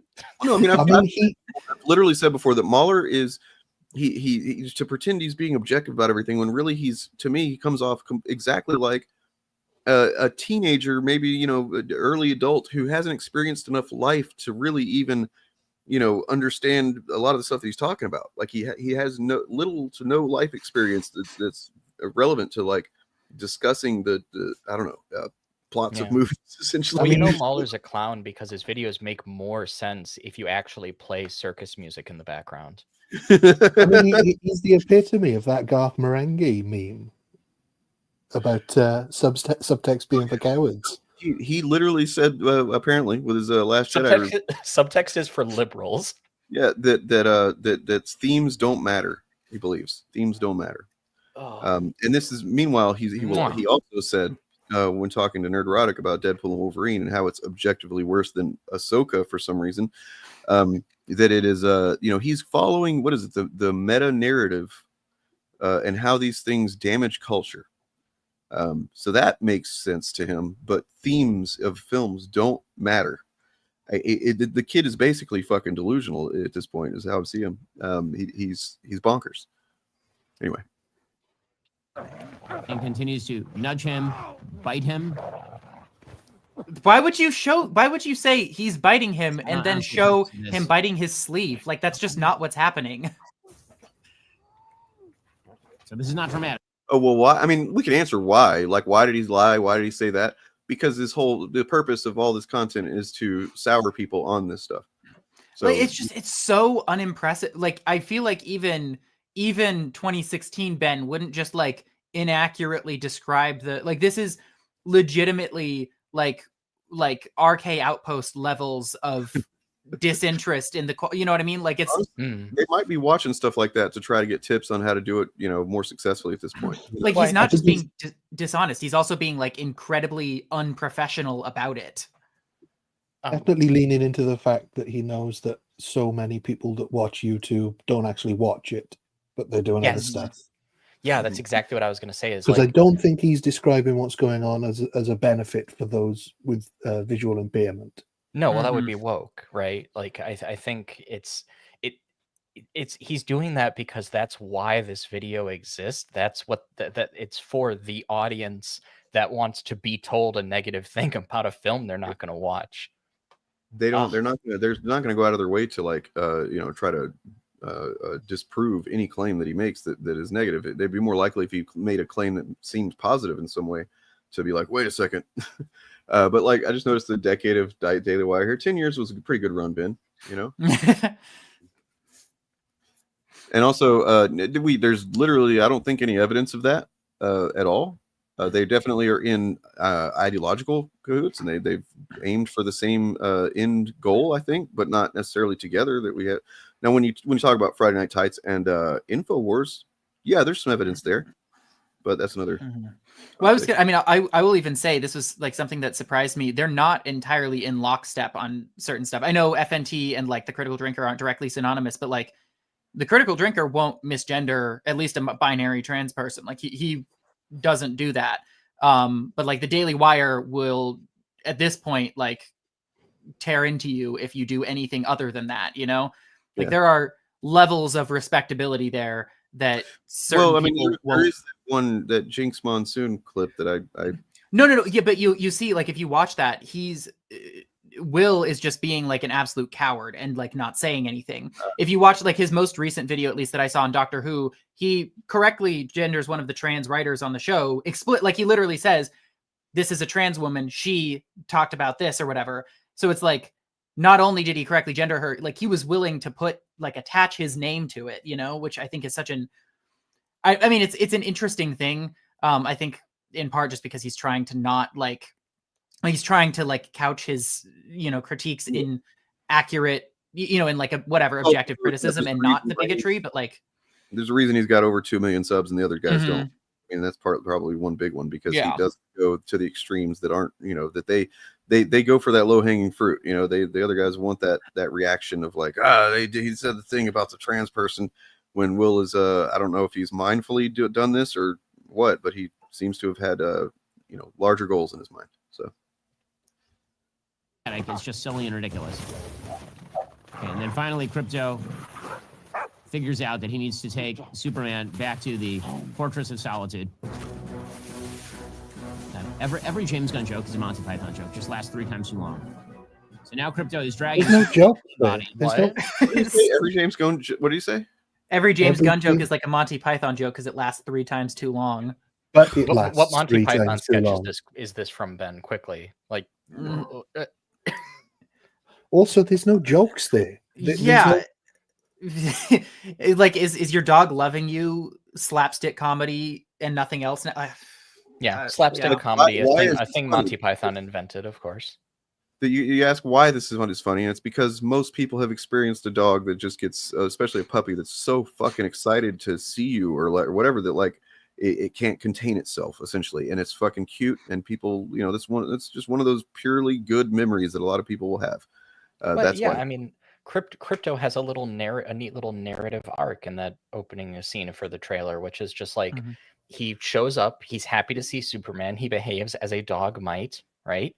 But then Superman gives him his cape, and the dog fetches, like he retrieves, right? He's gonna take him somewhere where he's not, lying face down in the snow, freezing his butt off. This is actually a perfect example of the difference between regular film writing and then like what the Daily Wire's bullshit has been. Because if you know about the behind the scenes of the Crypto, the inspiration for Crypto in this movie, it's that James Gunn and his now wife actually got a rescue dog that was a fucking terror. Like other than being when it was being cute and adorable and stuff, when it wasn't, it like tore up a computer of his or something. It just like tore up all kinds of shit. And they got it, they started training it and stuff like that. And now he's mostly pretty well behaved. But while that was going on, he was writing the film.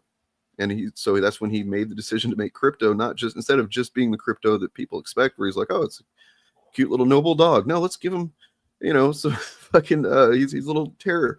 And except he's got superpowers too. So that's gonna be fun, right?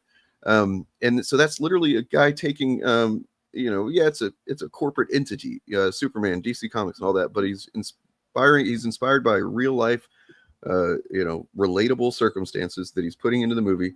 Meanwhile, the Daily Wire does Lady Ballers, because all their shit is just, politically goal driven. Wow.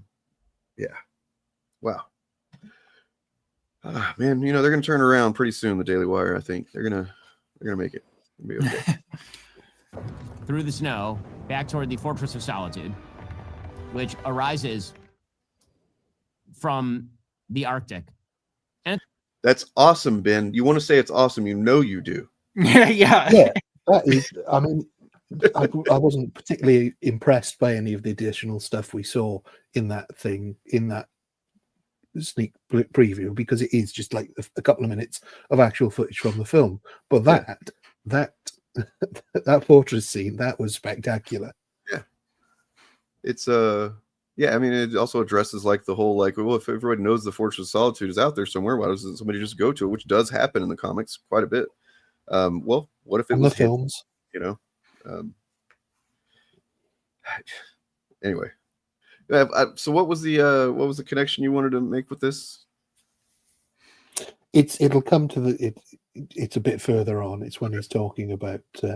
In fact, I don't know if you want to skip the bit where he's actually reviewing the clips and. He's not reviewing it. So I do want to talk about, like, outside of whatever Ben Shapiro says about it, some of the reactions I've seen to this stuff, that like people think that that the sunlight is hurting Superman. I literally saw somebody thinking that like, oh, they don't understand that sunlight actually makes him powerful and it wouldn't hurt him. And it's like, well, what if he has broken bones, man? And then the sunlight is healing those bones. Like, do you think that would feel like nice and tickly? It just no imagination whatsoever. I don't know. No, I even saw people correct. I believe. What's that? I said he also has eyes, I believe. Light can be bright. True. But he's like screaming as the sunlight's hitting him, like he's writhing around and stuff, because it clearly says what injuries he's got, right? Like the robot. Yeah. Sorry, in that other part of the trailer, yeah. No, he's No, sorry. I was just gonna say no. Like I saw people who were even correctly interpreting what that scene was, and were still angry about it because they were like, Superman would never scream like a little bitch like that or whatever. And it's like, I don't know where this like idea came from that if something is powerful enough to damage Superman, he wouldn't like feel pain from it, you know? And it's just, it's not only like no imagination, it's this weird obsession with the idea that he's like cool and badass and nothing, you know. I did not see this coming.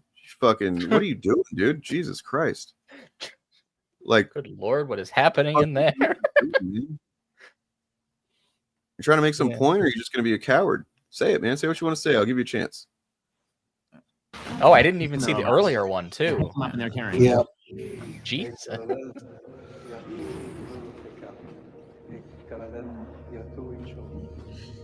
Thank you. No need to thank us, sir, as we will not appreciate it. We have no consciousness whatsoever. Merely atomic bombs here to serve. Meet 12. She's new.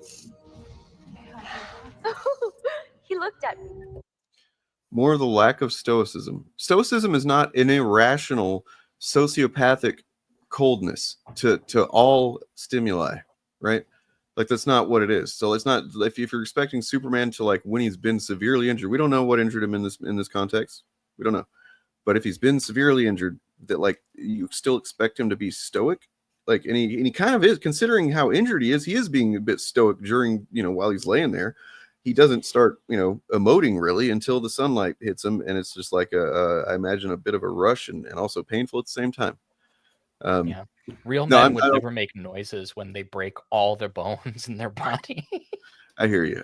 I mean, look, what Critical Drinker, I've already gone over plenty of times how he views stoicism as fucking ridiculous. Like he considers, Riggs from fucking Lethal Weapon to be stoic. So come on, man. I'm waiting for you to come back with an explanation for these comments. David under duress. I'm confused. I'm trying to think if he was trying to be sarcastic there. I don't know. I don't think so. It's weird because the one before that is about him hating Ben Shapiro, and let's be perfectly clear on this. Ben Shapiro's Jewishness has nothing to do with why we don't like him. Yeah, okay. Just kidding about what? A little bit of those a little bit of the edgy humor in chat, but yeah, probably not probably inimdeal for literally having a disagreement with a Jewish man. Yeah. Okay. I guess. Yeah. All right. Well. D minus, man. I was want to say. Yeah. You did do a portmanteau. I get it. Right. If we can't tell if you're being anti-Semitic or just trying to do a little joke, then work on your material. But you get a pass this time. With a healthy dose of yellow sun, we'll have you up and at 'em in no time. I mean, this is such a cool concept as well, amplifying the sun to power him up. To be more mindful about what he's saying. So, oh, we're dramatic. Okay. Well, I guess we're good at being dramatic, so you could try being good at comedy, maybe. Anyway, what were you saying, Ryan? I was just saying this is such a brilliant concept as well, having the light amplified to heal him quickly. Yeah, this is directly from, I'm sure it's from lots of stuff, but like there's a lot of this taken from Absolute Superman, which is, in many people's eyes, one of the definitive Superman takes, Grant Morrison. And I'm excited for that just because like so much of the stuff in the Fortress of Solitude is really neat in that run. I'm hoping we get to see lots of cool stuff from it. And I like the way it looks as well, that sort of futuristic, that retro futuristic 50s idea. I like his costume in this trailer. I don't know if anybody said that, but it's a little more colorful. This might be it. Appeal to the past. There it is. The entire attitude here is wrong. The entire attitude is wrong. Okay, the gold standard for Superman movies remains the original Superman in the late 70s by Richard Donner. By far the best Superman movie, not close. Better than Man of Steel, significantly better. Yes, absolutely. That's what I mean. Not absolute all-star. I'm sorry. I'm getting a little bit tired here.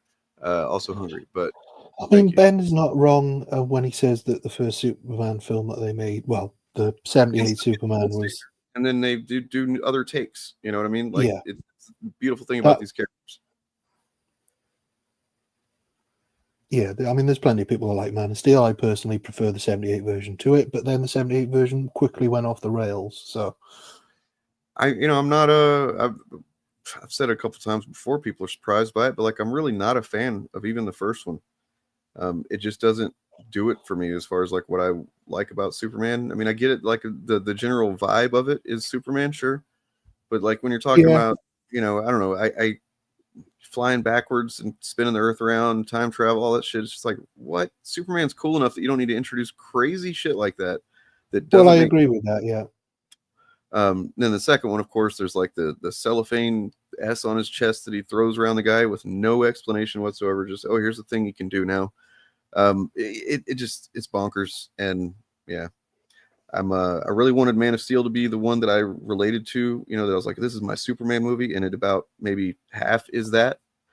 And so yeah, I'm looking forward to this one, thinking that might be the one, because I do love Superman. But it hasn't been a film that I don't know, hasn't been my Superman film yet. Anyways, yeah, he hasn't got the really stupid bit yet. Okay. Because it gets right the idea that there's a solemnity to Superman, that he is supposed to be the embodiment of America. And then the second half of the movie shifts into a more comic book humorous mode. He's not supposed to be the embodiment of America. He's supposed to be an ideal for people, to aspire to.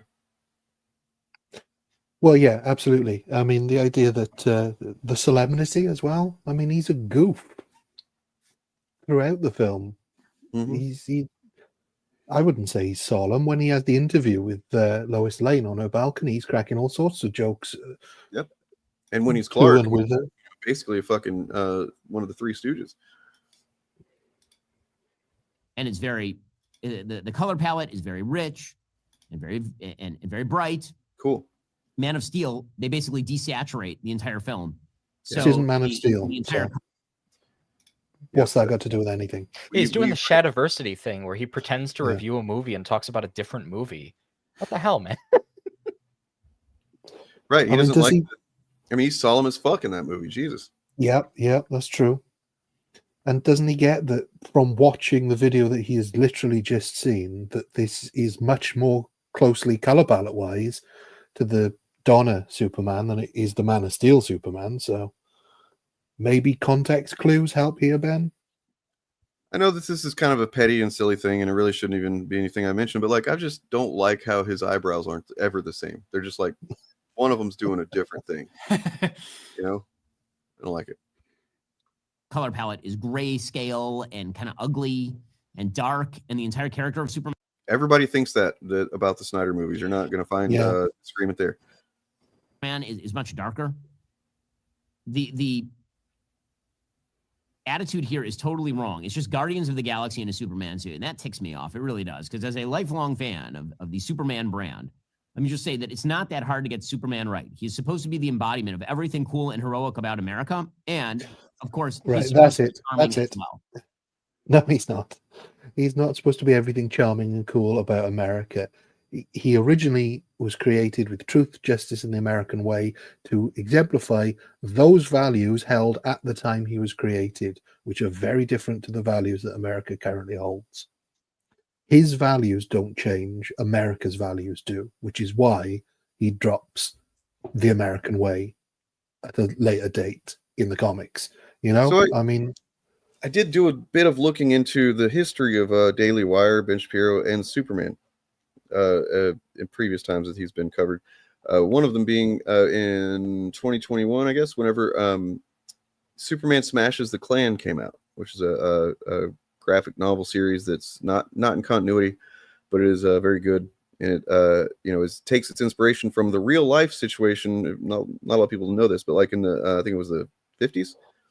The radio program, the Superman radio program, maybe the 40s, did an episode, like the radio show, where he's fought what was the Clan of the Fiery Cross or something like that. Very obviously KKK stand-in, and basically that seems to have depopularized the KKK in a lot of people's minds from just that show. So in a way, Superman did actually, undercut the real life Klan based on fictional media. So this comic that came out a few years ago is kind of a love letter to that. Tells a story of these Chinese American immigrants that move into a new town or whatever, and there's a Klan there. The Klan is there. Oh, I think I read this. And finally, yeah. a comic book I've read. Oh my god! And so apparently, they said at that point, Daily Wire said that it's not suitable for young readers, which is weird because I've read it and it literally is suitable for young readers. There's not anything, overtly graphic or any cursing. It's actually very wholesome in general. I mean, I guess just maybe the presence of Nazis, because the first thing you see is him fighting a Nazi guy in like a mech suit. And so he knocks that thing out too. So I don't know what they would take issue with, but I mean, as I think a point which you've made before, Dane, is that at certain points in his early runs, he was fighting evil corporate overlords. He was fighting words, abusive husbands. Yeah. That was Superman's values, and his values haven't, or basically are the embodiment of, very similar to Captain America. It's the American ideal, not American values as they are at any point in time. Ironically, I'd say Superman in his original appearances was more down to earth and like of the common person than Captain America's ever been. Like literally, like he broke into a nearby prison where he had gotten heard word that they were exploiting children, and like the cops were involved with the system with the prison owner or whatever, where they were like arresting teenagers who weren't really doing anything and trumping up their charges, getting them put in there so they could work, put them to work or whatever. Yeah, stuff that actually happens and has happened recently that's been exposed and stuff like that. But Superman would break into the prison or whatever, and then find evidence and beat up the fucking warden, because back then he didn't have nearly the power level that he does in the comics now. So him beating up somebody wasn't murder. Anyway. There's this, I don't think we have time for this, but maybe we'll cover it Sunday on the Fabcast, or maybe I'll cover it Friday. There's this post in the subreddit for Behind the Bastards. Great podcast. If you haven't checked it out, you should. And at first I thought it was real. I don't think it is, though. It's the Daily Wire Superman leak. This is from 7 months ago. Some guy posted this, where like apparently the premise of this fake post is that the Daily Wire has had a leak, and they apparently Ben Shapiro had written a script for a new Superman film that he sent to DC and they rejected, and it's got kind of like the summary of how Ben Shapiro wrote a Superman script, and it's kind of wacky and fun. But didn't they just end up adapting that into The Boys? Jeez. But yeah, it's just as an example. So in 2019, Ben Shapiro, co-founder of Daily Wire, approached DC Studios with an offer to write a Superman project. And then it just becomes kind of it becomes more and more obvious as you read that this is not real, because it's somebody that's not on the right, from Ben Shapiro's perspective. I've just seen the line providing Shapiro himself providing rudimentary concept art using Microsoft Paint. So yeah, Lois Lane. So Lois Lane, a military brat, growing up around various military bases, she would always act out to get her father's attention, sneaking out and using her big mouth to get her in and out of trouble. Lois goes to college to study a double degree in journalism and intersexual feminism, the former her father's subtle suggestion, the latter a blatant attempt to piss off her father. At college, she becomes a progressive liberal. The rift between her and her father, like. Sorry, just to be clear, like, for anybody who's, I guess this isn't real, so it's probably not even worth clarifying. But like, you don't major in intersectional feminism; you would major in women's studies or women and gender studies. Yep. And basically the way that quote unquote Ben Shapiro has written this version of Superman is that he literally is, like all the best things about America and stuff, and that like Lois thinks he's a dumb hick, and pretty funny. Oh, look, Jimmy Olsen here. Raised as a spoiled coastal elite from a family of rich, socialist liberal arts professors. His home is filled with participation trophies.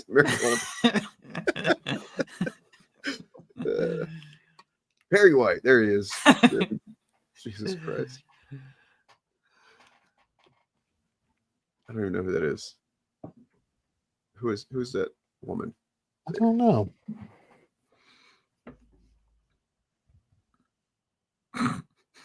Oh, it's Vivek. Yeah. Yeah. Has more diversity check boxes than you can shake a stick.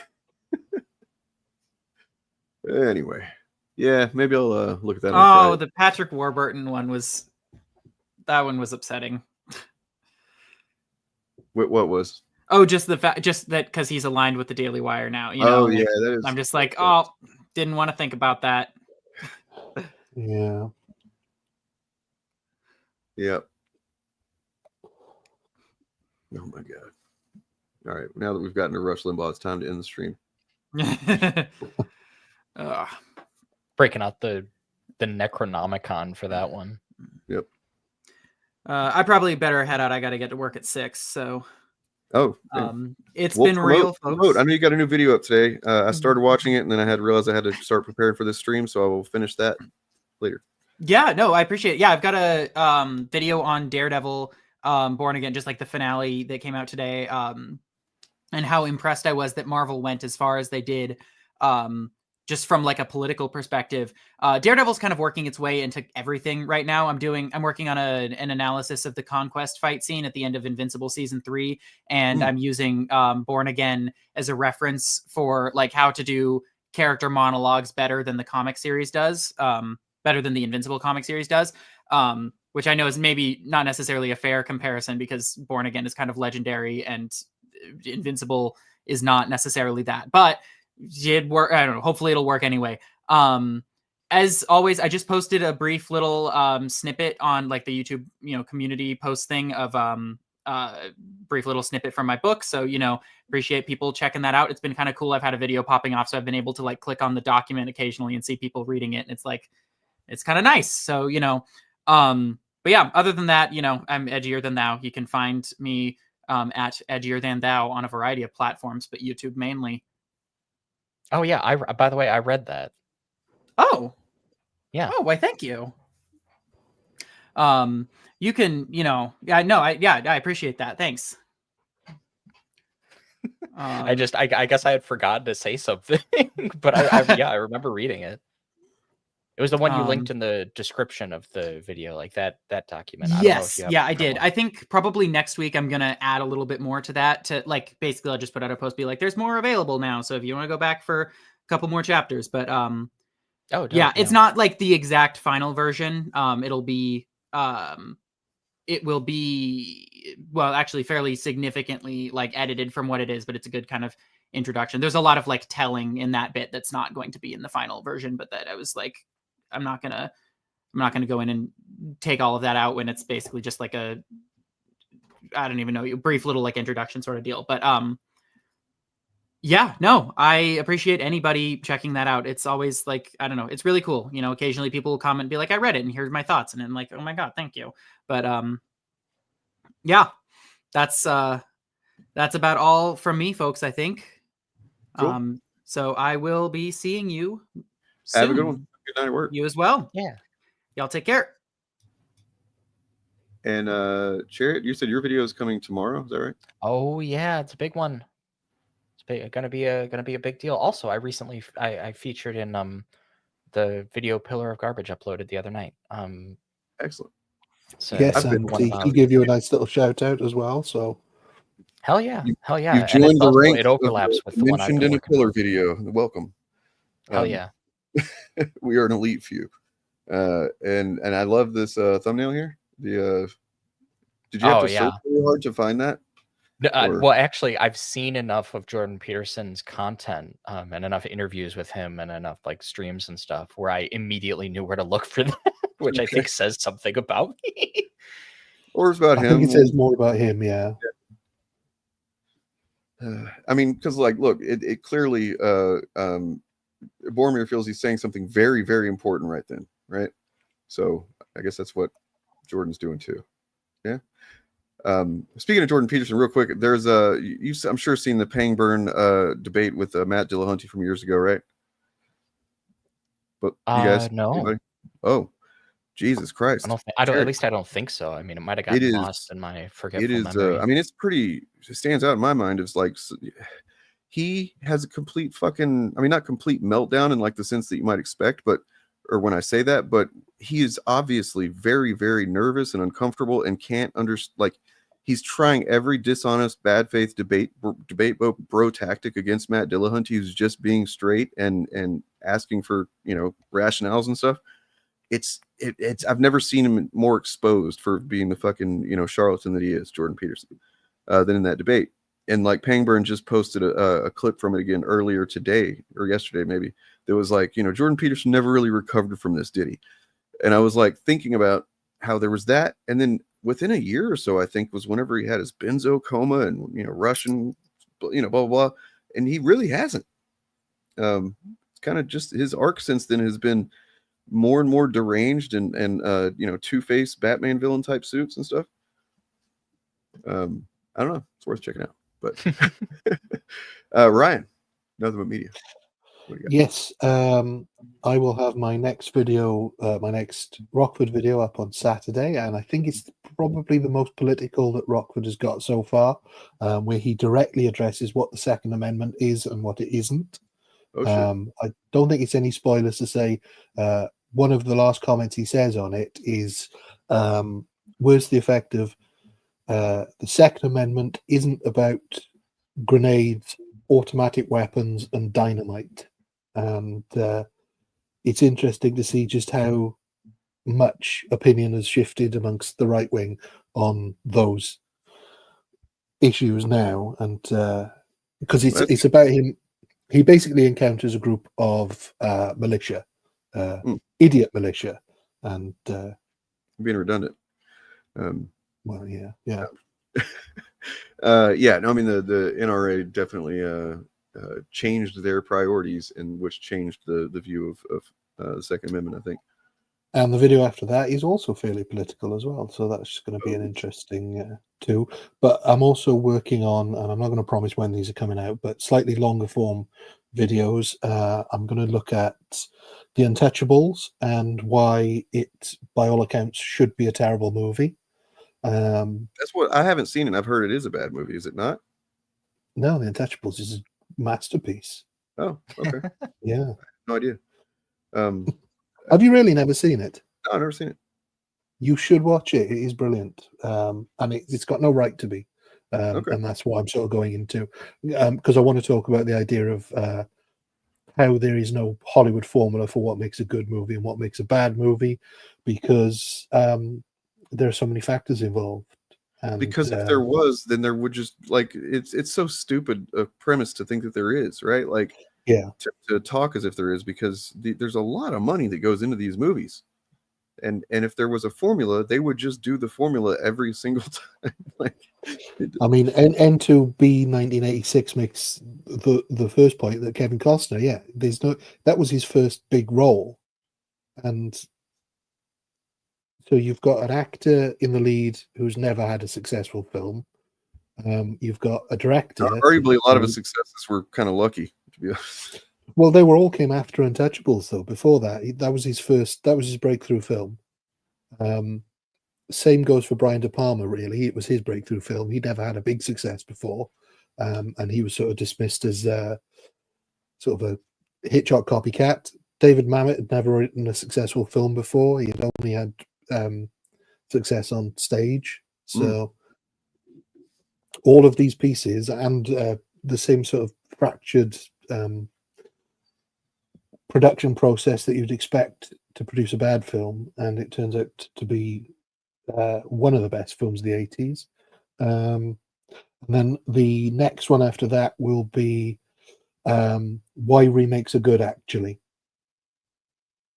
Oh, wow. Cool. Yeah. Which I'm only just sort of formulating now, but so that'll be a long way off. But yeah, I think I've got a pretty good thesis for it. Oh, well, if we're plugging other stuff, I do have some videos, not just one going up tomorrow, but one next week and the week after that. That I've got written in already, and I need to put the finishing touches on the current one before I finish those. But some really cool stuff. If people want to hear about the male gaze, or if they like Dark Souls, some cool things going on over there. Well, if I'm now that I'm thinking about it, I actually started uploading a video and before the stream started, and it's been just sitting over here uploading, or did upload quite a while ago.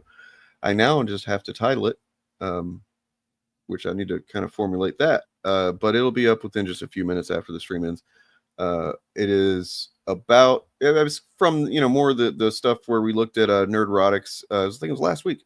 We looked at his attempt at using the Brand New Day subtitle of the next Spider-Man film, trying to basically use the animosity towards One More Day about that, even though they're very different things. And yeah, and then we also caught him in a lie while we were live on stream, because he talks about how, his readership among Spider-Man comics, it just dropped by half. Come to find out, at that point, there was already low readership on the Spider-Man book, and that by doing the thing that they did in One More Day, within a few months, readership went up. It had fallen. So yeah, we caught that motherfucker line. That was pretty fun. Ooh. And yeah, actually, you know what? I'll show. Did I show that at the beginning of the stream?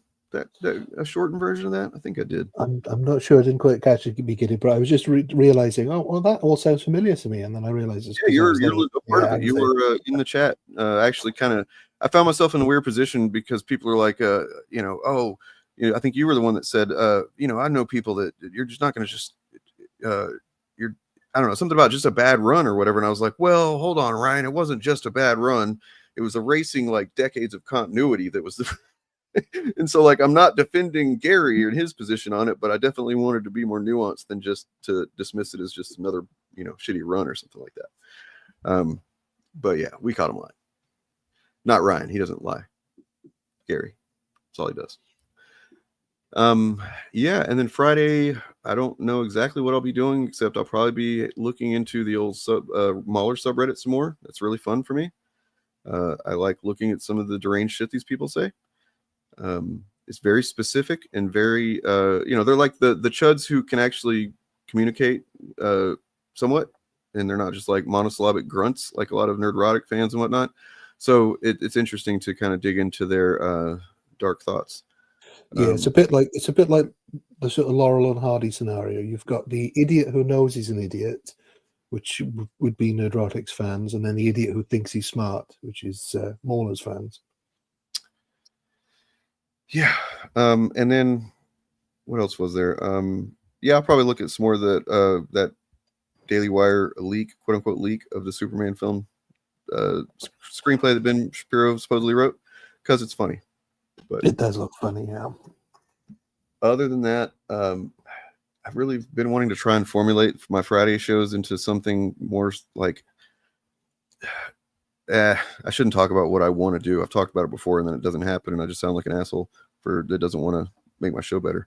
But yeah, I've always wanted it to be kind of like a look back at the week, and like to gather up content from people that I like and there's good content out there, and kind of like essentially just promote stuff and like have a segment of the show be that, instead of just all looking at chuds. But that it is a lot of work to do that kind of thing, and I got family and other shit to do and stuff like that. So I name drop you in the video.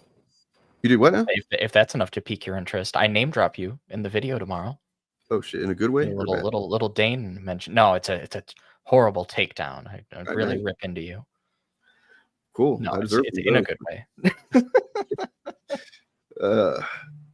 All right. Well, yeah. By the way, all the people that we've talked to and heard from and looked at their channels here in the last little while, they are all always linked in the description, as well as many others.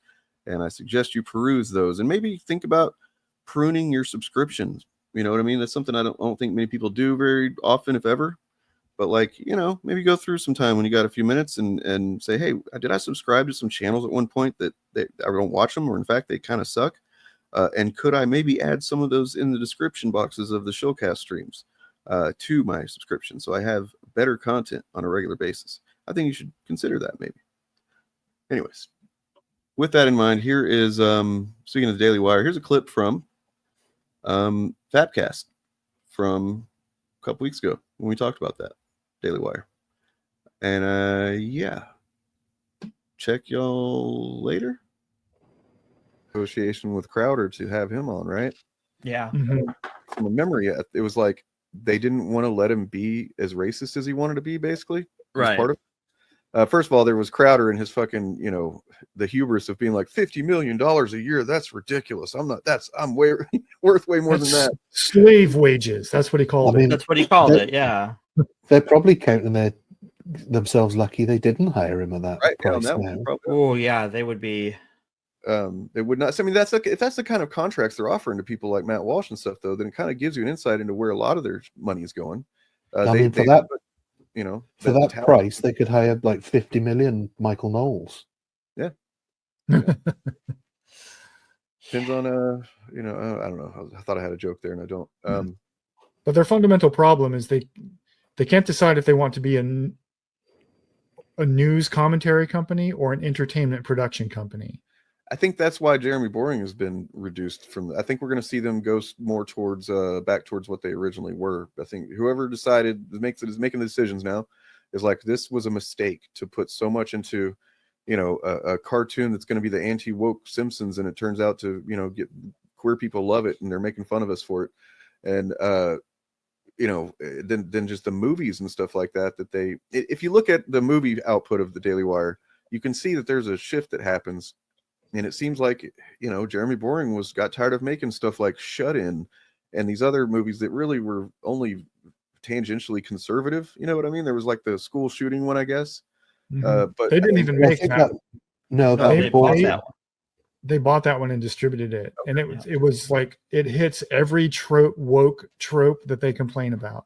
Yeah. Then there's the Gina Carano movie, the Frontier movie or whatever, that made $300. And it was like, she's literally playing a fucking Mary Sue in it. Yeah, their audience wants highly politicized, look how evil the left are content. They can't make that because that would be awful. And that's why I think that there's some of this failure going on with the Chud anti-fans, is kind of people that we typically cover around here, because they have radicalized the audience. That's what they needed to get people into politically activated, right? Was to kind of get them, like, to sneak it up on them.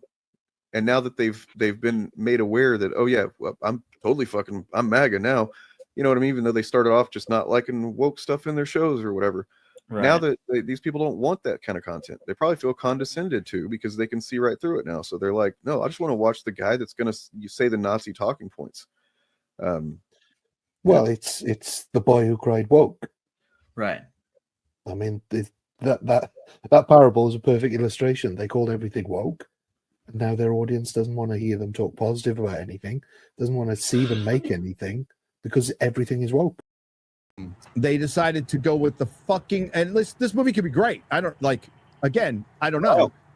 We know that. I guess I heard the Chameleon's going to be the bad guy, which might explain the Punisher and the Hulk being in it. Kind of. Can't really explain the Hulk, but we won't get into those details. But yeah, like if they wanted to really spell out that comic book fans, we knew this, but we don't give a fuck about you anymore. You will find that what Gary does a lot of times, what these guys do a lot of times, is they would have you believe that this company that has a lot of moving parts in it, different writers, different directors, different investors, all that they collectively get together and decide they want to fuck over fans of comic books. That's what they want to do. That just doesn't make any sense. It doesn't make any sense whatsoever. They don't do that? So he's like, it's a slap in the face, or they hate us, or whatever. Like, they are doing that as like a wedge. They want to drive that wedge in between you and the media, as if you're supposed to just hate it because he wants you to hate them because he's telling you that they hate you. Mm-hmm. That's the entire like, we talk about grifting. That is one of the best examples, because he doesn't know that. He's just saying it. At the end of the day, the core thing, the main thing, the first primary thing that they want is for you the effect they want to have as influencers is to make you have resentment toward the thing that you once loved. And it's, you know, that's why there's so many lapsed fans, people that were maybe fans in the 90s or something, but they haven't been in a long time. But that's the easiest people for them to get, because there's somebody that's felt like at one point they had a connection to this stuff, but it's been so long that connection's hazy in their memory. They don't really, you know, but so it's really easy to convince these people, you know, that thing you used to love, it's fucking terrible now. Not only that, they hate you. Specifically you. You know, it's like... And hate is an emotion. It's not even something that a company is capable of doing. It's such a dumb statement. To think that, they're doing these things, they call it this because of money. And I think, honestly, it makes sense to call this movie that, because, like I said, the end of No Way Home was essentially One More Day. Way better than One More Day, but yes. It did the same function. It put his identity back in the box, and it fucking broke up and erased his relationship with him. Except it wasn't a deal with Mephisto, and it wasn't shitting all over MJ. So that's good. But, yeah. I mean, honestly, I think MJ in the comics had a better deal with because this one just like, oh, you're doing that? Okay, I guess I have no. Well, they hadn't even been together that long, so it was like, you know, yeah. Yep. I found they hate you. There's a slap in the face. So shut the fuck up. Fucking disingenuous, man. So disingenuous. Go groom your beard, fucking caveman. Go groom your Star Wars theory, man.